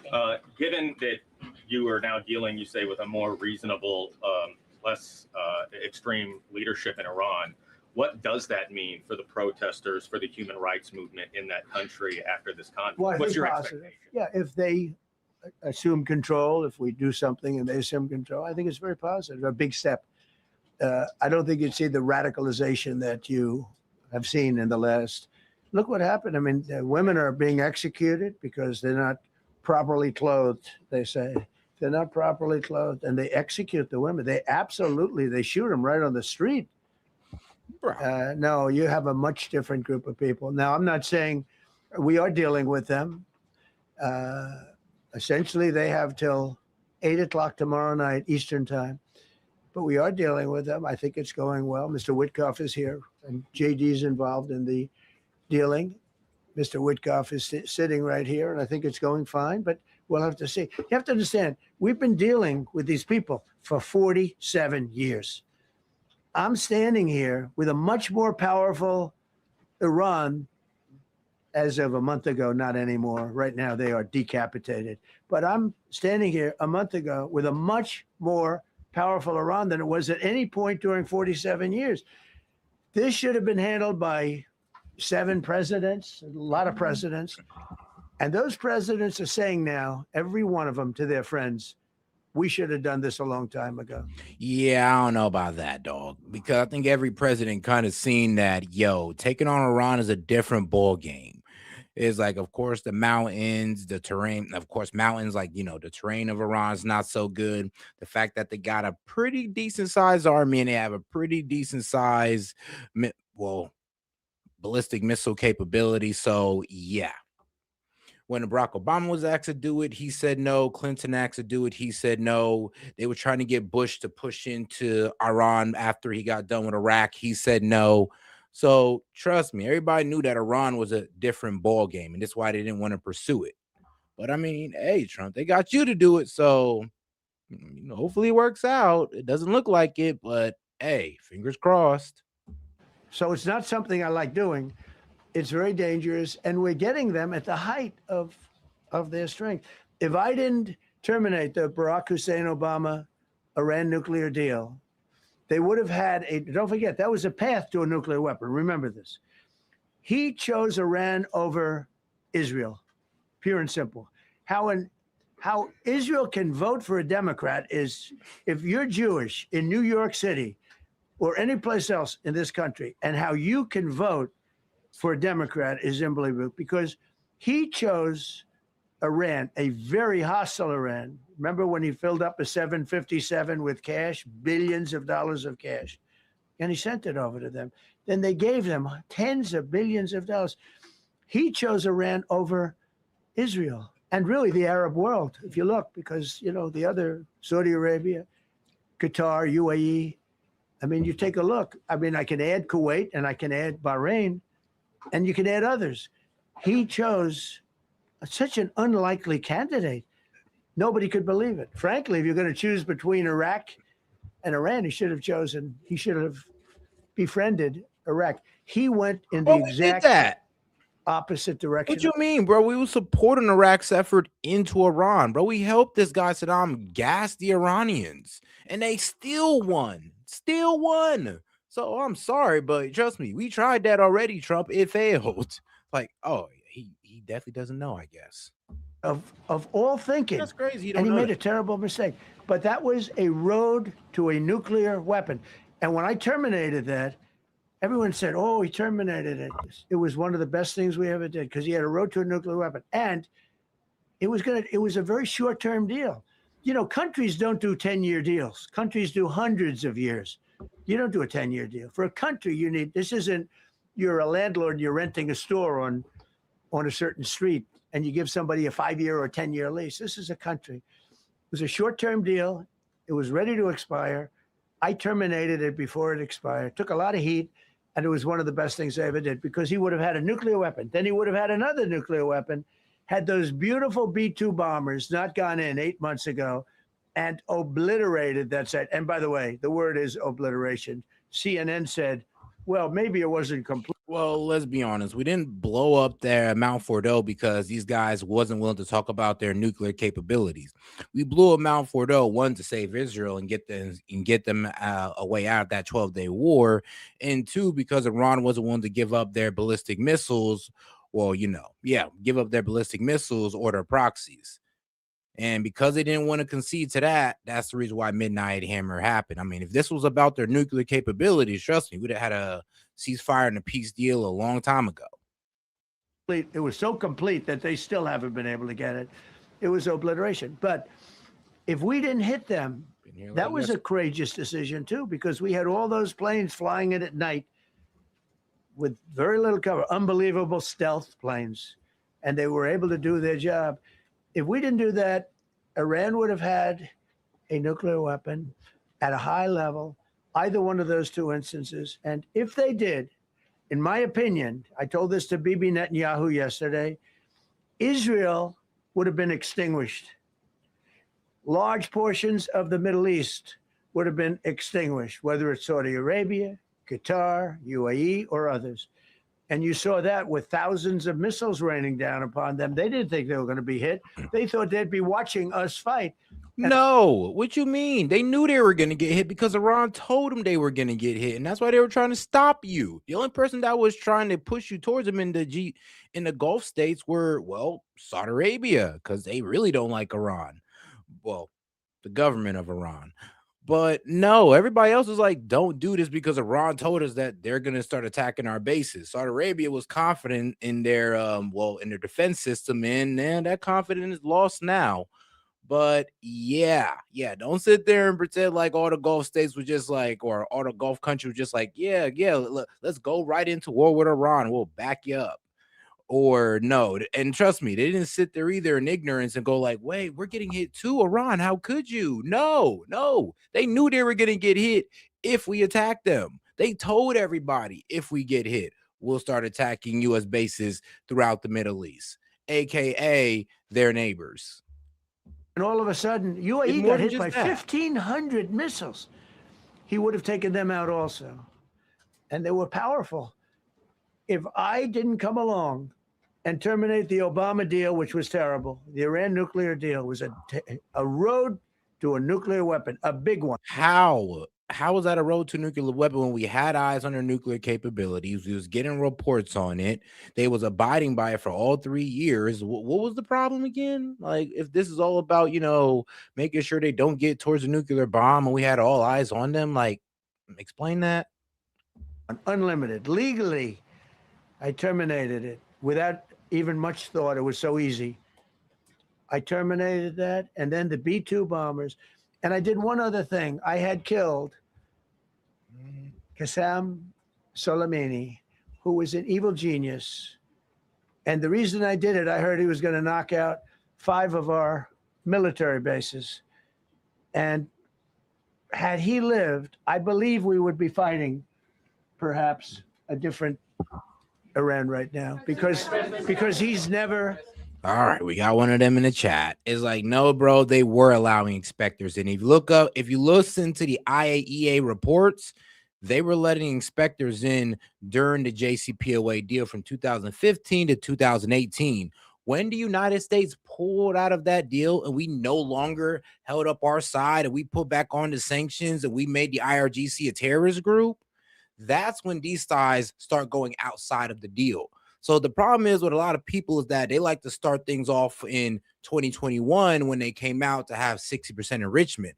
But what you guys forget to do is start things off back in 2015 when they was under JCPOA and they was following everything until 2018 when Trump pulled out of it. And they were still somewhat following it. But, in 2019, we made the IRGC a terrorist group. We put the sanctions back on them. 2020, we killed General Soleimani Soleimani. And then all of a sudden in 2021, now they're at 60% enrichment. So, no, they was actually abiding by it according to the IAEA. He's never been replaced, And I did one other, but this one was not picked up. Osama bin Laden. If you read my book, I said you got to take him out 1 year before the World Trade Center came down. So I wish you'd read the book. But you, as a president, to be a good president, I believe you have to have good instincts. And a lot of this is instinct. Yeah, please. Thank you so much for taking my question today, Mr. President. Mr. President, last week you suggested that Europe should take the lead on reopening the Strait of Hormuz. Has circumstances changed now that you're issuing a direct 48-hour ultimatum? And secondly, would a new ceasefire include Israel, or would it just be between Iran and the US? I can't talk about ceasefire, but I can tell you that we have. Bro, that's what we want you to talk about. Active. Bro, that's what we want you to talk about. If anything, if you were gonna pull up and talk about anything, we would hope that would be a ceasefire. I'm not even gonna lie to you. He kind of got me salty with saying that. We're not here to talk about ceasefire. Bro, this is what we were hoping to hear. A ceasefire within a week or so. Put a time on it. Give us a date. Not just say we're going to get more rough. We're going to start committing war crimes. And then when they ask you about a ceasefire, it's like, oh, no. Get that out of your head. Like, bruh. Not what I wanted to hear. But all right, let's get back into it. And, oh, God, don't forget to double tap that screen and like the video and smash the like button no matter where you're watching at. willing participant on the other side. They would like to be able to make a deal. I can't say any more than that. Because You've listed the goals. Excuse me. Please, go ahead. You've listed Thank the you, Mr. goals. President. Who you with? Who you with? My name is Diakud. I'm with the largest Kurdish media outlet, Huda Media Network. It's based in Iran. Go ahead. Mr. President, you said before that you don't want the Kurdish forces to enter Iran and deharm it. Do you still want them to stay away? Or what role do you expect them to play now? I'd rather have them stay away. And then I'd rather have them stay away because I think they bring with them some problems and some difficulties. And I don't think they bring death, I mean, you know, to themselves. But I'd rather have them stay away. Go ahead. Thank you, Mr. President, for the question. Deliberate attacks on civilian infrastructure violate the Geneva Conventions and Who you international with? law. Who you with? I'm with the New York Times. Zolan from the New York Times. Are You you failing? The failing. Are you see concerned? circulation way down at the New York Times? Are you What's going on? concerned that you're Whoa. Go back on that. He kind of hit him with that one. Death. I mean, you know, to themselves. Go ahead. Thank you, Mr. President, for the question. Deliberate attacks on civilian infrastructure violate the Geneva Conventions and Who you international with? law. Who you with? I'm with the New York Times. Zolan from the New York Times. Are you failing? concerned? The failing. Are you see concerned? circulation way down at the New York Times? Are What's you going concerned on? that your threat to bomb power plants and bridges amount to No, not at crimes? all. No, I'm not. I hope I don't have to do it. But again, I just said 47 years they've been negotiating with these people. They're great negotiators. And because they're not going to have a nuclear weapon.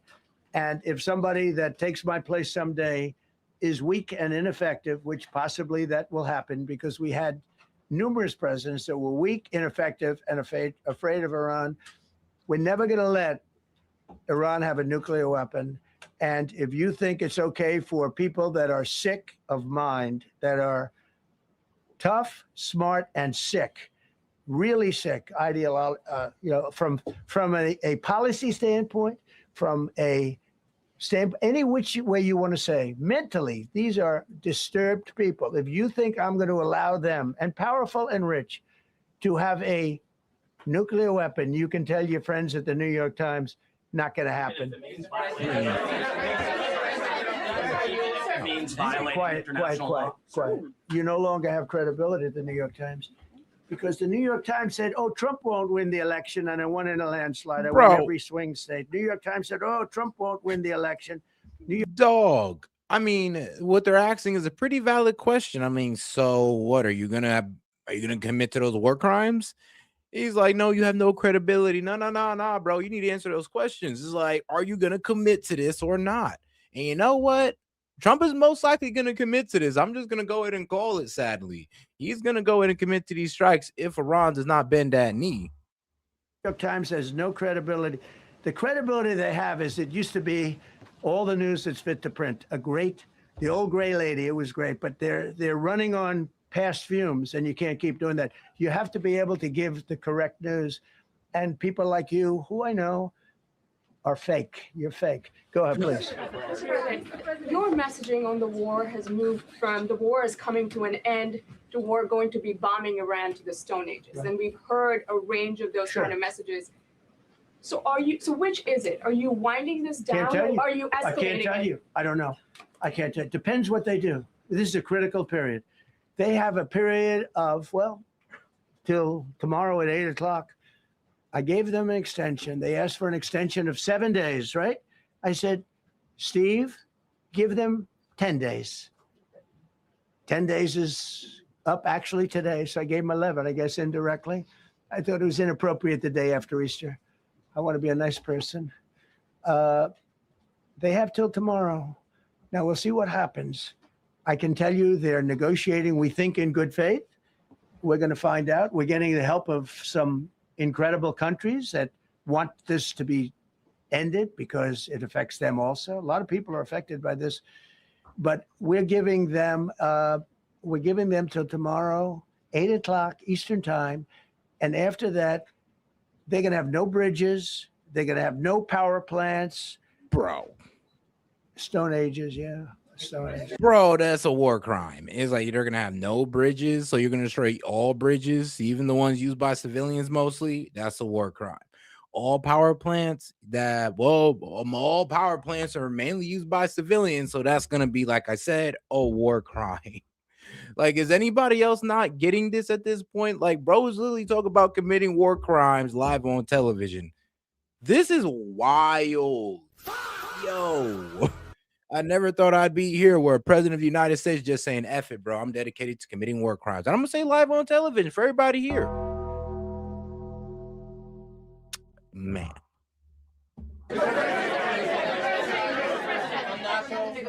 CNN fake news. Are you willing to make a deal that does not include reopening the Strait of Hormuz, or is that now a top priority? I would say it's a very big priority because, see, that's one thing that's a little different than other things. We can bomb the hell out of them. We can knock them out for a loop.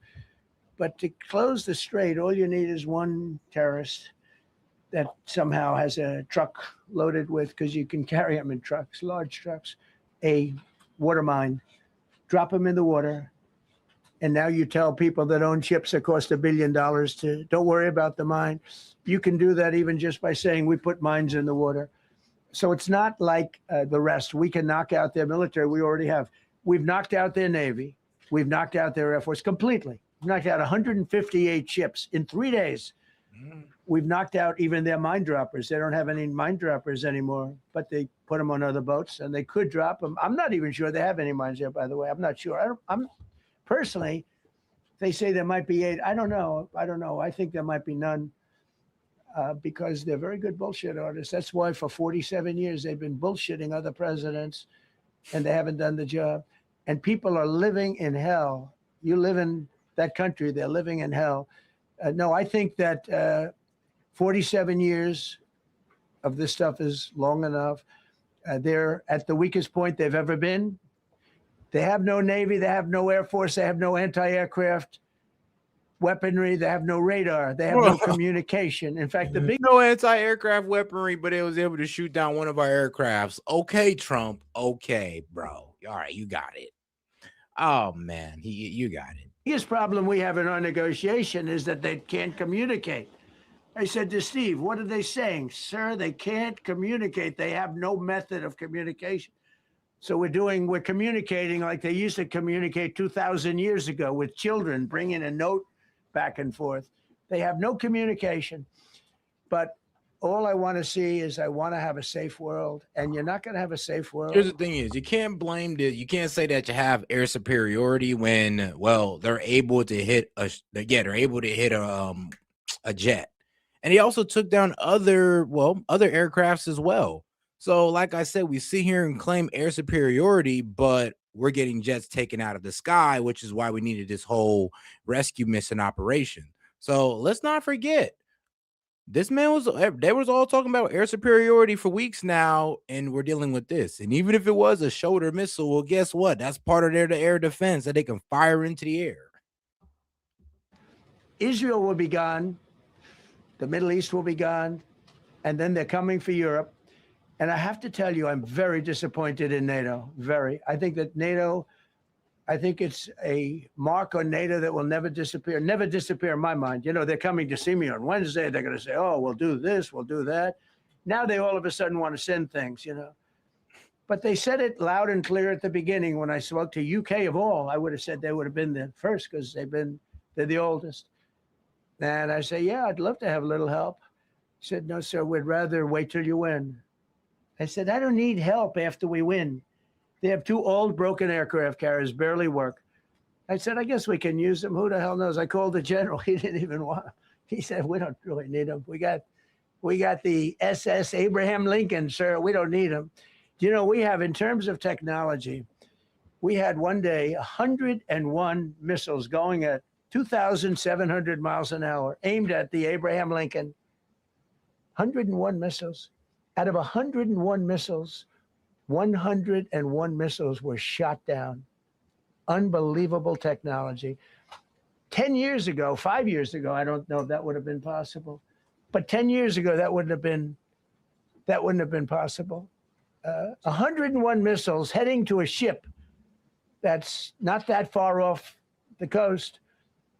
And out of the 101 missiles, we shot down all 101. We have weaponry.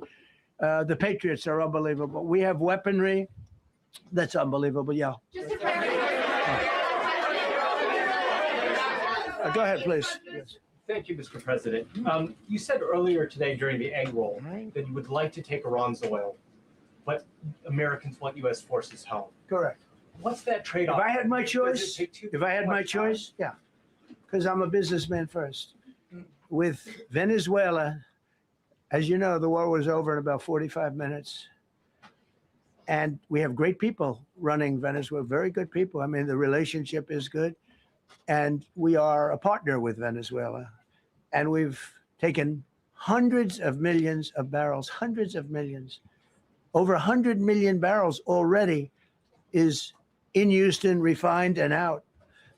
And paid for that war many, many times over, many times. You know, the old days, to the victim. Okay, you know that. To the winner belong the spoils, go the spoils. And I've said, why don't we use it? To the victor, go the spoils. And we don't have that. We haven't had that in this country probably in 100 years, because even the Second World War, you look at the Second World War, we didn't have it with the Second World. We helped rebuild all those countries. We rebuilt Germany. How about Germany telling us that, well, it's not their war. We had nothing to do with it. They wanted me to go and tell them everything I was doing. We didn't know anything about it. Well, if I would have told them, they would have leaked it. Wow. And we wouldn't have been nearly as successful. Are you serious, bro? Then you can't ask for their help if you've seen them basically as a leaker. I mean, hold on. So you're gonna pop this off without them knowing. Now when this problem affects them, you're like, oh yeah, go ahead and clean it up. And that, bro, what type of double speak is this? Hold on, bro. Did he really just say that? It's like, all right. 100 years, because even the Second World War, you look at the Second World War, we didn't have it with the Second World. We helped rebuild all those countries. We rebuilt Germany. How about Germany telling us that, well, it's not their war. Because it's not, because they didn't start it. We popped it off with Iran. So they're not wrong by saying that. Had nothing to do with it. They wanted me to go and tell them everything I was doing. We didn't know anything about it. Well, if I would have told them, they would have leaked it, and we wouldn't have been nearly as successful, possibly, right? But to the victor belong the spoils. So we haven't heard that in, I think, maybe hundreds of years.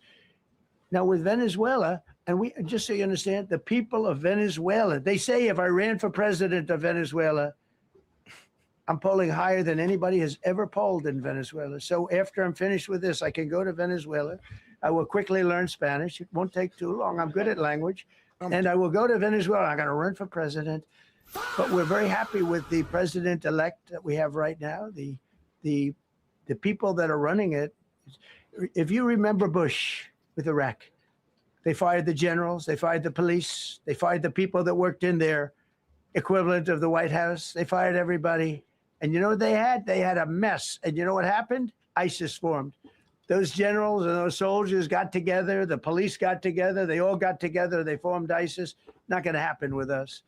So Venezuela has been an incredible situation. We went in.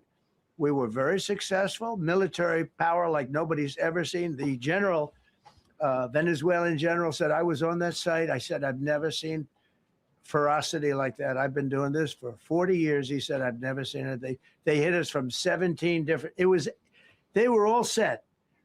They saw that big, beautiful aircraft carrier, the Ford in that case, and planes were pouring off it at 1 o'clock in the morning.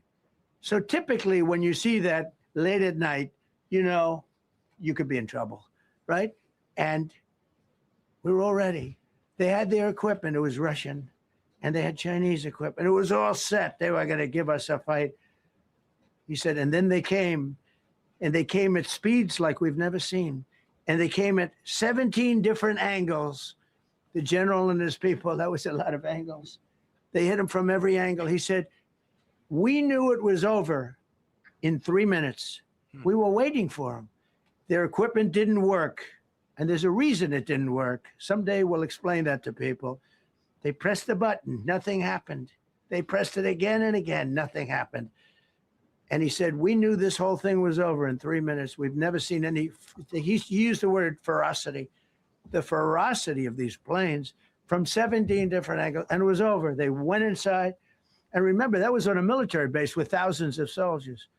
And those soldiers looked and they said, get the hell out of here. Thousands. We didn't have thousands. We had like 200 people. So we have a great military. And I'll tell you what, somehow this rescue captured the world's attention, more so than normally. You're talking about 2 people. But this rescue captured the world's attention.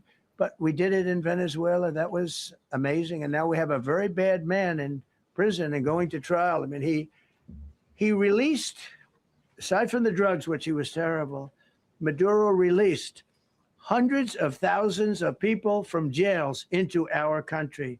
Drug dealers, murderers, the worst people in the world were released into our country because we had a stupid president who probably didn't know. And we had a border czar who never went to the border and never once called our great Border Patrol agents, right? Not once, Kamala. She never called the Border Patrol.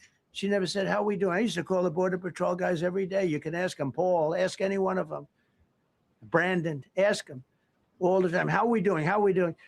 And we now, I'm proud to say, have a totally sealed border. 9 months, nobody is coming through our border. And nobody even tries because they know they're not going to get through. So we don't have caravans anymore.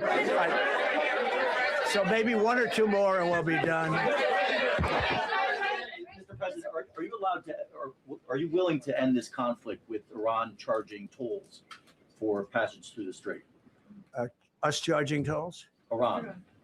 What about us charging tolls? Is that something you're considering? I'd rather do that than let them have them, right? Why shouldn't we? We're the winner. We won, okay? They are militarily defeated. The only thing they have is the psychology of, oh, we're going to drop a couple of mines in the water, all right? No, we have a concept where we'll charge tolls, okay? I thought you meant us. No. Your question would have been more accurate if you said us. Go ahead. Well, So just to clarify, in order for Iran to successfully meet your deadline tomorrow, do they have to make a deal, open the strait, or both? We have to have a deal that's acceptable to me. And part of that deal is going to be, we want free traffic of oil and everything else. Mr. President, thank you very much. You've said glory be to God in this conflict. Do you believe that God supports the United States' actions in this I do, war? because And have you God sought is his direction? good, because God is good, and God wants to see people taken care of. God doesn't like what's happening. I don't like what's happening. Everyone says, I don't enjoy this. I don't enjoy it. These 2 guys don't enjoy it. You know, people say, oh boy, they're so tough. I don't like seeing people killed. I've ended 8 wars. Nobody's ever done it. The person who won the Nobel Prize came to me and said, you deserve the Nobel Prize. She announced that when they announced, they said, goes to Maria. She's a great person, really a good person. She said, no. This is ridiculous. They gave me the Nobel Prize. President Trump ended 8 wars. I could go over every one of them, including India and Pakistan, where the Prime Minister of Pakistan said, President Trump saved from 30 to 50 million lives.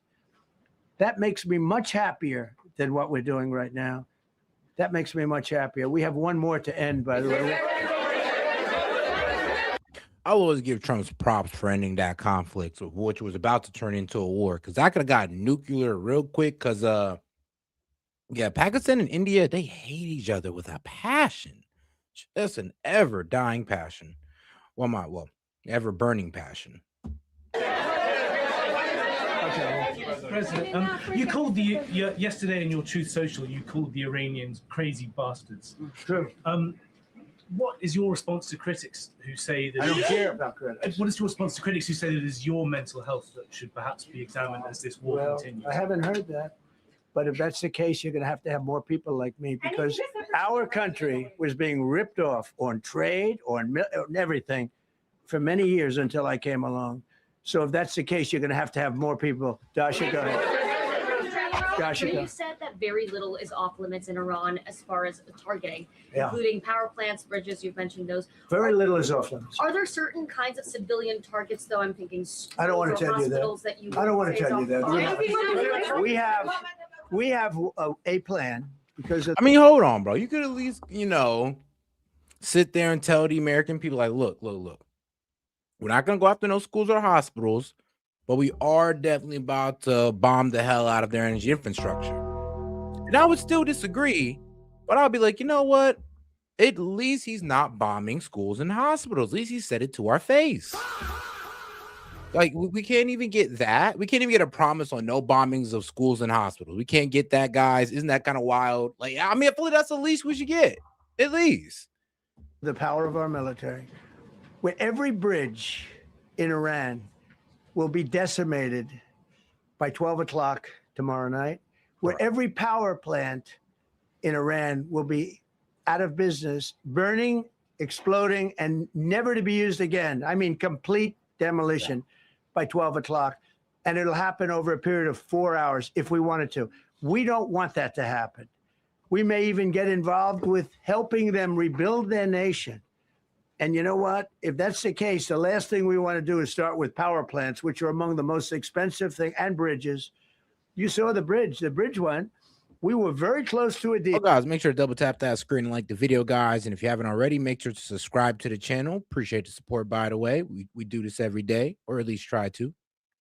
And then I got a call from Mr. Witkoff, Mr. Kushner, and JD saying, I think they're breaking the deal. I said, tell them that's okay. Don't worry about it.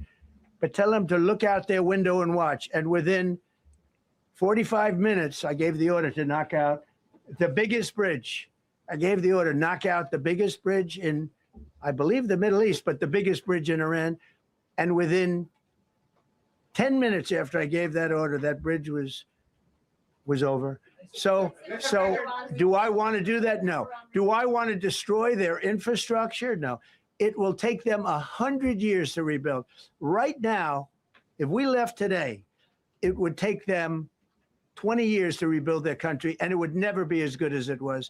And the only way they're going to be able to rebuild their country is to utilize the genius of the United States of America. Mr. President, you voiced your displeasure with NATO in the past. Is there a danger to the U.S. not being the de facto of the leader of the alliance, and then other powers within the alliance then getting the decision making when it comes to wars and nuclear weapons? No, it's not a danger. Look, we went to NATO. I didn't ask very strongly. I just said, hey, if you want to help, great. No, we will not help. I said, that's all right. You don't want to help? Because I've always said NATO's a paper tiger. See, NATO's a paper tiger. Putin's not afraid of NATO. Putin's afraid of us, very afraid of us. Yeah. And he's explained it to me. No, that's true. I mean, the only reason why Putin fears NATO is because of the United States. Like, that's the truth. But that's what I'm saying. We know NATO's a paper tiger, so why the hell are you trying to drag them into a conflict that they're not going to be too useful in? Why? Because they're a paper tiger. So we know this, so why the hell are we trying to drag them into a conflict that's going to F them up? A lot of times I got to know him very well. I know him very well. NATO's a paper tiger. NATO is us. And when we needed them, but we didn't need them, by the way. Bro. We didn't need them, obviously, because they haven't helped at all. Just the opposite. They've actually gone out of their way not to help. They didn't even want to give us landing strips. Think of it. And it's not just NATO. You know who else didn't help us? South Korea didn't help us. You know who else didn't help us? Australia didn't help us. You know who else didn't help us? Damn well they weren't. Japan. We got 50,000 soldiers in Japan. Because Japan doing a backdoor deal with Iran right now to get their oil through, because 80% of their oil goes through the Hormuz Strait. So of course the Japanese president was going to sit here and smile in your face and then also go behind America's back and get a good deal with the Iranians. I mean, yeah, that's why they didn't want to fight. That's why they didn't want to join in, because their plan was always to go behind our back and get a good deal with the Iranians. Sadly. To protect them from North Korea. We have 45,000 soldiers in South Korea to protect us from Kim Jong-un, who I get along with very well, as you know. Do you notice he said very nice things about me? He used to call Joe Biden a mentally retarded person. Okay, so don't tell me about your stuff. Joe Biden, he said he's a mentally retarded person. He was so nasty to Joe Biden. It was terrible. But to me, he likes Trump. And you notice how nice things are with North Korea? It's very nice. But we have 45,000 people, soldiers, in harm's way, and right next to Kim Jong-un with a lot of nuclear weapons. 45, which should have never happened if a certain president, I'm not going to mention this president because I happen to like him, believe it or not, but if a certain president did his job, Kim Jong-un would not have nuclear weapons right now. But they were all afraid to do their job properly. But just to conclude and just to finish, Japan didn't help us, Australia didn't help us, South Korea didn't help us, and then you get to NATO. NATO didn't help us. There were some countries that did. Now, countries that have been good, now you could also say they're got to be a little bit more involved because they're in the territory, but Saudi Arabia has been excellent. Qatar has been excellent. UAE has been excellent. Bahrain, Kuwait. I mean, Kuwait did shoot down 3 of our planes. The only planes really that we lost with friendly fire, they call it. I call it unfriendly fire. They unfortunately didn't know how to use our great Patriots. The pilot said, what kind of a missile's coming at us? Patriot. Boom, they got out because they know a Patriot never misses. So they had beautiful Patriots. There were planes heading in their direction. Unfortunately, they decided to shoot those planes. They were our planes. So, NATO is a paper tiger. Now, he's coming to see me on Wednesday, as you know. He's a wonderful guy. Secretary General is great. And Mark Rutte, he's a great person, but he's got, and it all began with, if you want to know the truth, Greenland. We want Greenland. They don't want to give it to us. And I said, bye-bye. Okay, thank you very much, everybody. Thank you. Yo, that's what he ended on? Hey, yo, this man is wild. Nah, I can't believe he did that. This is probably one of the most wildest press conference he's ever had. That was crazy. But all right, guys, let's get into some news updates that were happening while my man was talking. All right, let's get into it right here. Both the president of the United States, those were quite the moments from both the president of the United States and the first lady, who just brought up the children of Iran. And the president saying that's who we're fighting for those families to be able to go forward, paraphrasing here, for a better future. But it was an interesting moment because, as you can see, all the cameras turned around. They're having an Easter celebration. This is Mound Day in Christian faith. So it's the day after Easter, and that Monday always. And you could see the Easter Bunny there and other people gathered. The First Lady wanted to put the focus on the children of Iran, and that's exactly what just happened. I want to bring in Congressman John James, Republican of Michigan, and importantly, member of the Energy and Commerce Committee. Good to see you. Let's start there. And a quote from the president moments ago. So we're getting a lot of access to him as journalists today, and that helps us so much in our reporting of what's coming up. So 2 options, he said, for Iran. You can take the good faith deal or face power plant and bridge day. And he said that if it were my choice, and he said the American people want to see us come home at this point, but if it were my choice, I'd take the oil, just like he did in Venezuela. Your reaction? President Trump is a president of peace, but that's peace through strength. President Trump understands basic truths: life, liberty, the pursuit of happiness, and we are endowed by rights given to us by our Creator, and that extends to everyone. President Trump is standing up for the American people, standing up for our safety here and abroad, especially after Joe Biden left our open borders and we don't know who's here.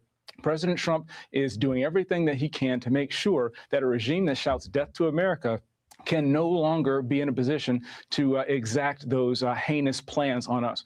President Trump is using every means at his disposal to make sure that he keeps. You know, it's so crazy, though. They always say regime that chants death to America. Never really explain the backstory behind that. I mean, like, let's be real. What are they supposed to think about America when we've interfered in their government, pretty much put proxies against them, helped Saddam gas them? I mean, what are they supposed to think about us? This is why they've always attacked us, and we've always attacked them as well. So when people sit there and say, oh, they say death to America, I'm just like, well, well, duh, look what we've done to them over the past. And I don't like to hear it, but I get it. And I think you're being a little bit foolish if you don't get it yourself, or you're just being willfully ignorant. Americans safe, and he's open to a deal. He's open to diplomacy. But again, you cannot negotiate with terrorists. I fought in Iraq. I fought against people who were trained by these Iranian militias. And I know they only understand warheads to the forehead. And President Trump understands that too. Yeah, I know about your military service, and the country thanks you. You're serving again in a different capacity now in leadership.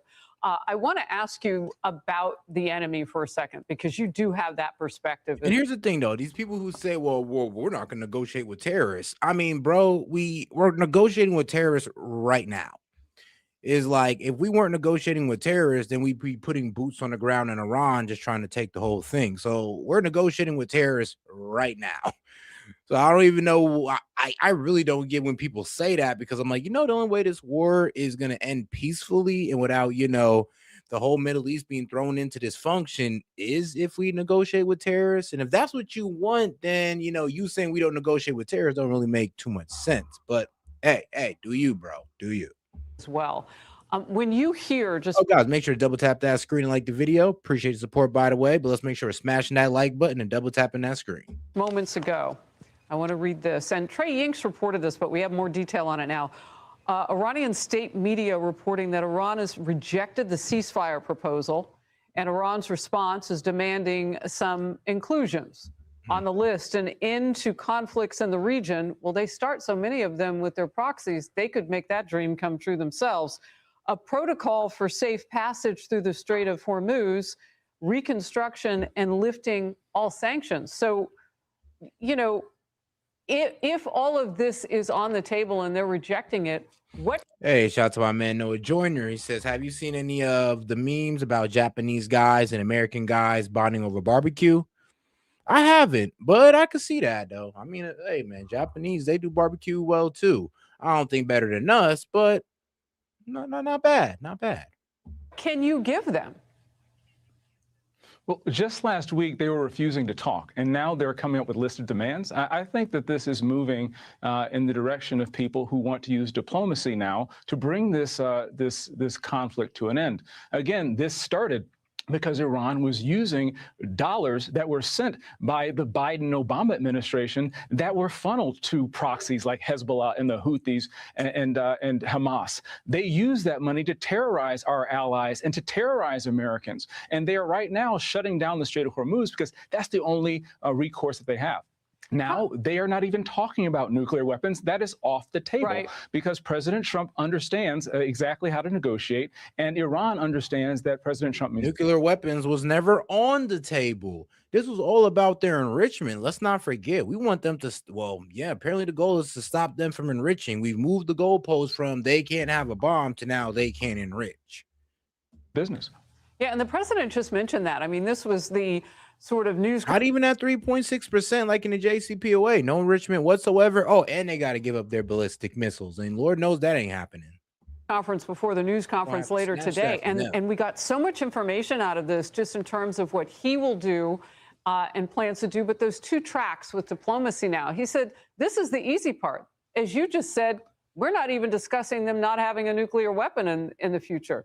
But Iran, according to General Jack Keane, and this is an interesting point, Iran could then use the Strait of Hormuz if you give in now to hold the world hostage again and choke up those shipping lanes. Iran has given us no reason to trust them, not at all, not for the past 47 years. The Iranian regime is captured by religious zealots who do not care about their people. President Trump just recently mentioned 45,000 freedom fighters, 45,000 of their own citizens murdered for.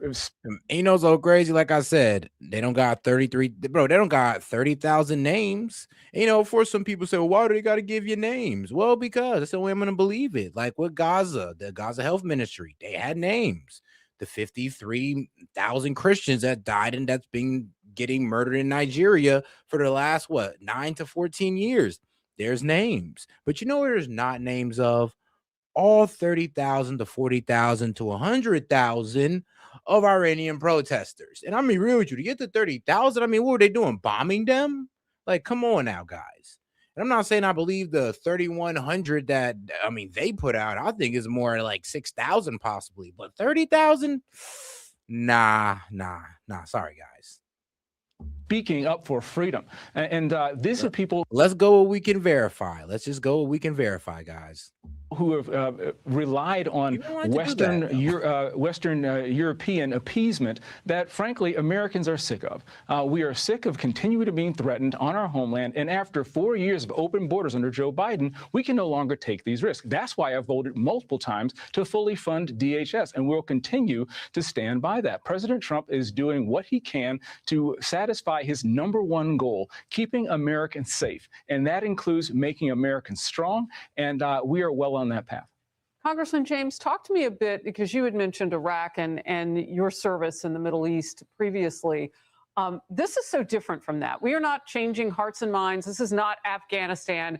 There's a huge population, Iranian Americans in California. We've seen some of them in the streets celebrating at the. Who cares? Who cares what the Iranian Americans think?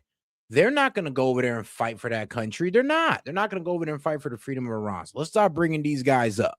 Let's just bring up the people inside of Iran that you guys think that's going to overthrow the government while you're bombing them.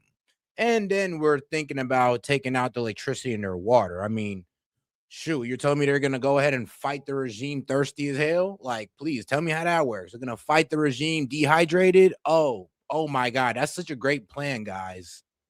Like, what is going on here? The very beginning of this conflict that's only 5 weeks in at this point.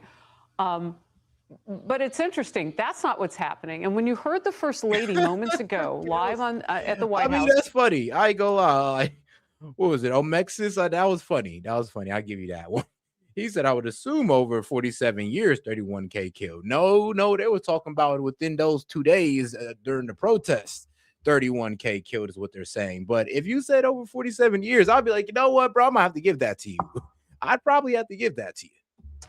Bring up the children of Iran and watching out and protecting them and their future. The president then hat tipping and going on furthering say that's, those families are who we're fighting for. What's your reaction to that?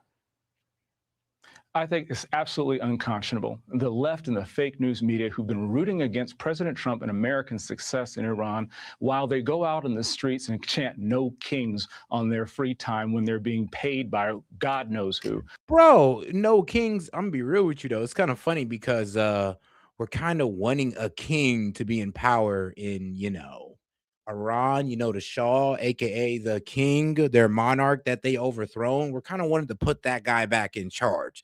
So it is a bit funny how the Dems are over there talking about, oh, no kings, and we're over here trying to put a king in Iran. Hilarious.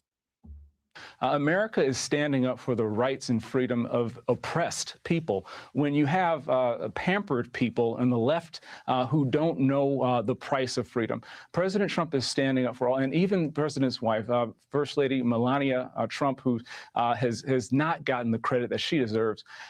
She's doing everything she can to raise the specter of what America stands for. As an immigrant herself, she was raised to believe that this was a beacon of hope for everybody around the world.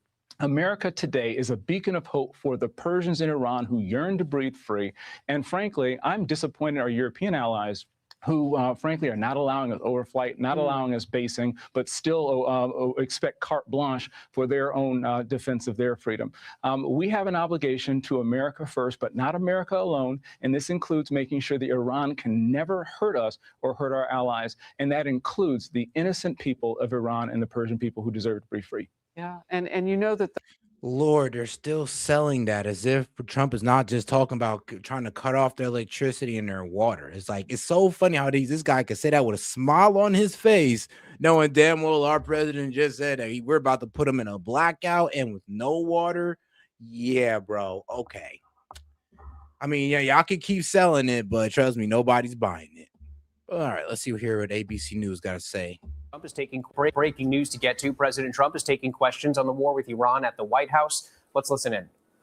got down, and not mortally. The two pilots got out. They got a little bit lucky. And you know what? In war, you need a little bit of luck also. They got a little bit lucky. That's all they got. Ending the war. What's stopping you from ending the war? Well, it could end very quickly, the war. If they do what they have to do. They have to do certain things. They know that. They've been negotiating, I think, in good faith. We've had total regime change. You know, the people there now are much more reasonable than the lunatics that you had in phase 1 and phase 2. They were lunatics. The people that we're negotiating with now on behalf of Iran are much more reasonable. You can call it what you want, but I call it regime change, and I think most people are giving us credit for that. The first regime was taken out, the second regime was taken out. Now the third group of people that we're dealing with is not as radicalized, and we think they're actually much smarter. Why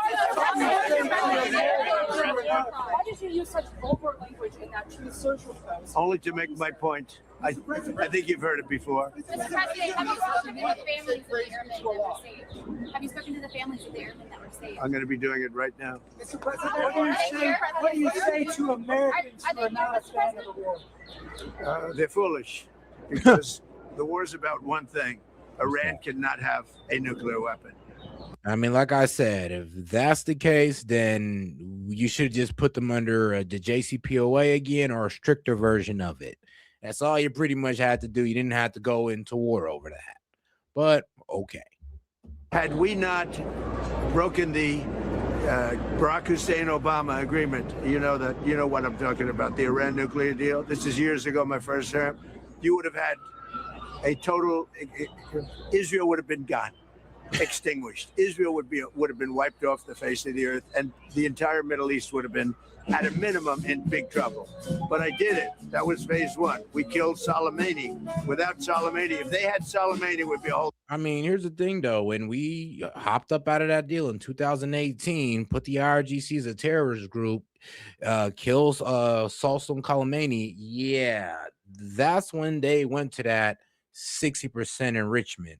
So if this was all about, making sure we contained that, yeah, they were staying below that 3.6% under the JCPOA. So like I said, if this was about their nuclear capabilities, then we nipped that in the butt under Obama. And if you'd have just left that alone, we'd have been good. And if they'd have been breaking it under the JCPOA while we were still giving them sanction relief, then we could sit here and complain. But that's not the case. Different thing, maybe would still be winning, but it would have been harder because we are obliterating that country. And I hate to do it, but we're obliterating, and they just don't want to say uncle. They don't want to cry, as the expression goes, uncle, but they will. And if they don't, they'll have no bridges, they'll have no power plants, they'll have no anything. I won't go further because there are other things that are worse than those two. And we might have, well, the thing, if I had my choice, what would I like to do? Take the oil. Because it's there for the taking. There's not a thing they can do about it. Unfortunately, the American people would like to see us come home. If it were up to me, I'd take the oil, I'd keep the oil, and would make plenty of money.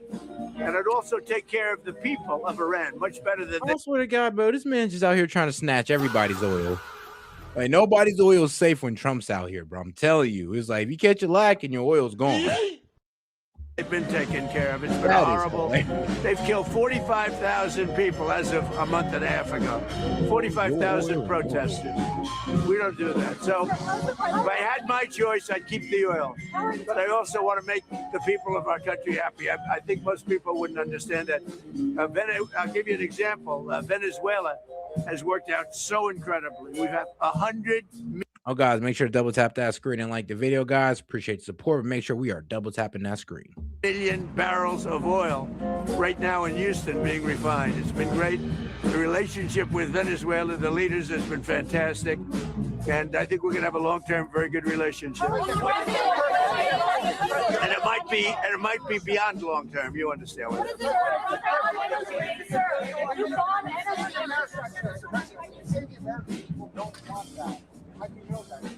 Well, I tell you what, I'm pretty good at this stuff, and I go around and I check. They'd like to see us win and come home.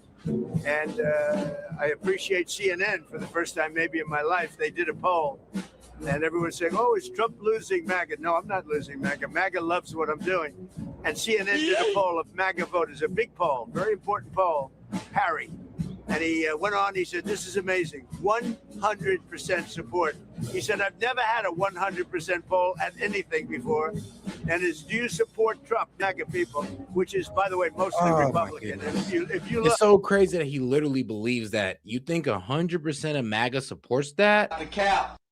Like, come on, bro. You should have been able to see through that, through the fact that, bro, you got Tucker Carlson walking in pretty much saying, yo, I don't agree with this. Like Megyn Kelly, other people, other MAGA influencers as well, telling you that they're not agreeing with this, and their fans are also saying the same thing. So to sit there and say that 100% of MAGA agrees, I mean, bro, who the hell are y'all asking? Y'all need to start sending everybody out a survey if that's the case, or at least let us know when the survey drops, because y'all out here running secret surveys behind our backs. I would say MAGA makes up a majority, like about 95% of the Republican Party, all right? So they went out, they did a poll, and CNN came back 100% support. So they support what we're doing, but they would like to see it end and come back. But remember, wars last years. We're in there for 34 days, and we've obliterated a very powerful country in 34 days. Yeah, if it were up to me, I'd like to keep the oil. I just don't think the people of the United States would really understand. How is it taking care of the Iranian people if you're bombing? Yeah, who you with? Who you with? Yes. Well, that's a radical left group of lunatics that you're with. Let me just tell you, very fair question. The Iranian people, when they don't hear bombs go off, they're upset. They want to hear bombs because they want to be free. And yo, that is a crazy that he keeps saying this. The Iranian people want to hear bombs because what? The sounds of buildings blowing up, their people being blown to bits and crying in the street. Oh, yes, that means freedom. Wow, guys. I mean, you know, I really hope people don't come over here and tell me this one. Like, say you don't understand, when we stop bombing them and stop destroying their infrastructure and killing their people, they get mad at us. No, they actually want us to destroy Iran. They actually want us to destroy their energy infrastructure. Why? Because the regime might go out of power. I'm like, oh my God, you fool. I really do hope like a lot of people in MAGA are low key going like, nah, this is BS. Come on, bro. You can't sit there and say that. the only reason they're not out protesting, you know that, is because they were informed that if they protest, like the wrestler and his friends, if they protest, they will be shot immediately. And that's an edict, that's in writing. If they protest, if they go out in the streets, they will be immediately shot. They don't have guns. You know, we sent some guns, but the group that was supposed to give, which I said would happen to my people, I said it, I called it exactly. We sent guns, a lot of guns. They were supposed to go to the people so they could fight back against these thugs. You know what happened? The people that they sent them to kept them because they said, what a beautiful gun, I think I'll keep it. So I'm very upset with a certain group of people, and they're going to pay a big price for that. But the Iranian people will fight back as soon as they know they're not going to be shot and as soon as they can get weapons. If they had weapons, not many of them, if they had weapons that would go in the other way, and you know what would happen? Iran would give up in 2 seconds because they wouldn't be able to take it. But in Iran, they have absolutely no weaponry, and they've been told point blank, if you come out to the streets, you will be killed. As of this morning, and we have this on pretty good information, 45,000 protesters have been killed. Pretty bad. By good information, please, what information do you got? Because like there is no information been released confirming that there's been 45,000 protesters killed. Like, what information, bro? There's been no new updates, no nothing, no names have been released, none. But of course, there's gonna be people at MAGA that says, oh, well, you know, Trump says he has pretty good information. All right, great. Well, I mean, where's it at? Where it at though? All right. Mr. President, you said Iran has been obliterated. Why are we still at war then? It's a big country. They can't fight back. They have no capability. I mean, they have some missiles left. They have some drones left, but essentially they have no capability. They had a lucky shot with an airplane, but we got them back out. The rescue was incredible. And it wasn't of one person. It was of two person. There are those that say that's never happened before, because usually when you're shot down, in strong enemy and deep enemy territory, you can't go after them because you'll end up losing 250 people to get one. So it's a terrible thing. But we had to make a decision. Do we do it or do we not? And we did. And, we have some helicopters with a lot of bullet holes in them right now. Probably you know that. Now, I'm very honored to have rebuilt our military. We rebuilt our military in my first term. I'm using it in our second term. And we are the most respected country anywhere in the world with the greatest military anywhere in the world. Thank you. So we have a news conference. You'll all be there, so you can ask the question in a little while. We have a news conference in a little while. What would you like to ask her? What she wants to say, Madam First Lady, can you tell us your message to the children you find? Well, all of this is happening for their future, so they will be safe in years to come. We're fighting for children that are now in a war zone. We're keeping them as safe as we can possibly keep them. But we're fighting for their parents, their grandparents. We're fighting for them. We're fighting for their future. And I will tell you, it was given to me loud and clear, the time the Iranian people are the most unhappy when you hear bombs all over is when those bombs stop. That's the problem. It's, when they stop, because that means that are they coming back? We want to have them back. And oh man, I can't wait to hear MAGA literally tell us that, bro, that the Iranian people want to hear bombs drop on their cities. Oh no, this is what they want to hear. S.E.T, you don't understand. Yeah. I can't wait, bro. I'm about to go on Twitter right now and just watch them try to sell it to me, bro. I can't wait. Everybody knows it. Everybody sees it. So hopefully it could be over with quickly. Again, there are lots of different alternatives. We have many alternatives. We could leave right now, and it would take them 15 years to rebuild what they have. We could leave right now. But I want to finish it up. Iran, ready, cannot have a nuclear weapon. They are lunatics, and you can't put nuclear weapons in the hands of a lunatic. Thank you. There you have it. President Trump taking questions on the war with Iran. The president says Iran has made. But all right, guys, I'm going to go ahead and end it on this one here. I'm probably going to see if I come back later on tonight. Come back on later on tonight. Yep, come back later on tonight. I got you guys later on with a live. Probably 1, 2 in the morning into the next day. Appreciate you guys for tuning in. I'm going to go ahead and leave you guys out with a word from our sponsors over there at Kalshi. Make sure you guys go ahead and tap into that deal at Kalshi. Make sure you promo code S.E.T Media when you go ahead and open up a new Kalshi account. When you put in $20 in, you get $20 back with the promo code S.E.T Media. I'm going to go ahead and leave you guys out on that one. Appreciate the support, guys. And make sure you guys double tap that screen on your way out. And make sure to subscribe to the channel on your way out as well, guys. Peace. Yo, this is S.E.T with S.E.T Media, man. I'm here to talk to you about our partner, Kalshi. Kalshi is the largest legal prediction market in the United States with over 1 million users. It's available in all 50 states. They are a real money market. People trading on what they think will happen. You can build a position and trade in and out of almost any prediction you think. Kalshi facilitates trade between people kind of like the stock market. There's no limiting your trades just because you're winning. Kalshi will pay you interest on your position. So if you make a long-term trade, you can earn a return even before the market is resolved. If you want to try out Kalshi, go ahead and give them a try, guys, at my link, kalshi.com/S.E.T Media. Get $20 when you trade 20, so it's 20 for 20, guys. Once again, that's kalshi.com/S.E.T Media. Go ahead and use my code S.E.T Media to get $20 when you trade 20. Let's go ahead and take a look here at Kalshi, because like I said, it is a trading market where you can put in your prediction and you can go ahead and earn interest on that. You can make money off the knowledge that you know, and if you put $20 in, you get $20 back. So all right, guys, make sure to go check out my guy at Kalshi, because you can get in on good trades like who Trump nominated as Fed chair, will Ali Khamenei be outed as the supreme leader, and will the U.S. confirm that aliens exist before 2027. So if you want to get in on this action, once again, go ahead and go to my partners at Kalshi. Go ahead and use the link, or you can hit the QR code above and use S.E.T Media to go ahead and get $20 when you trade 20.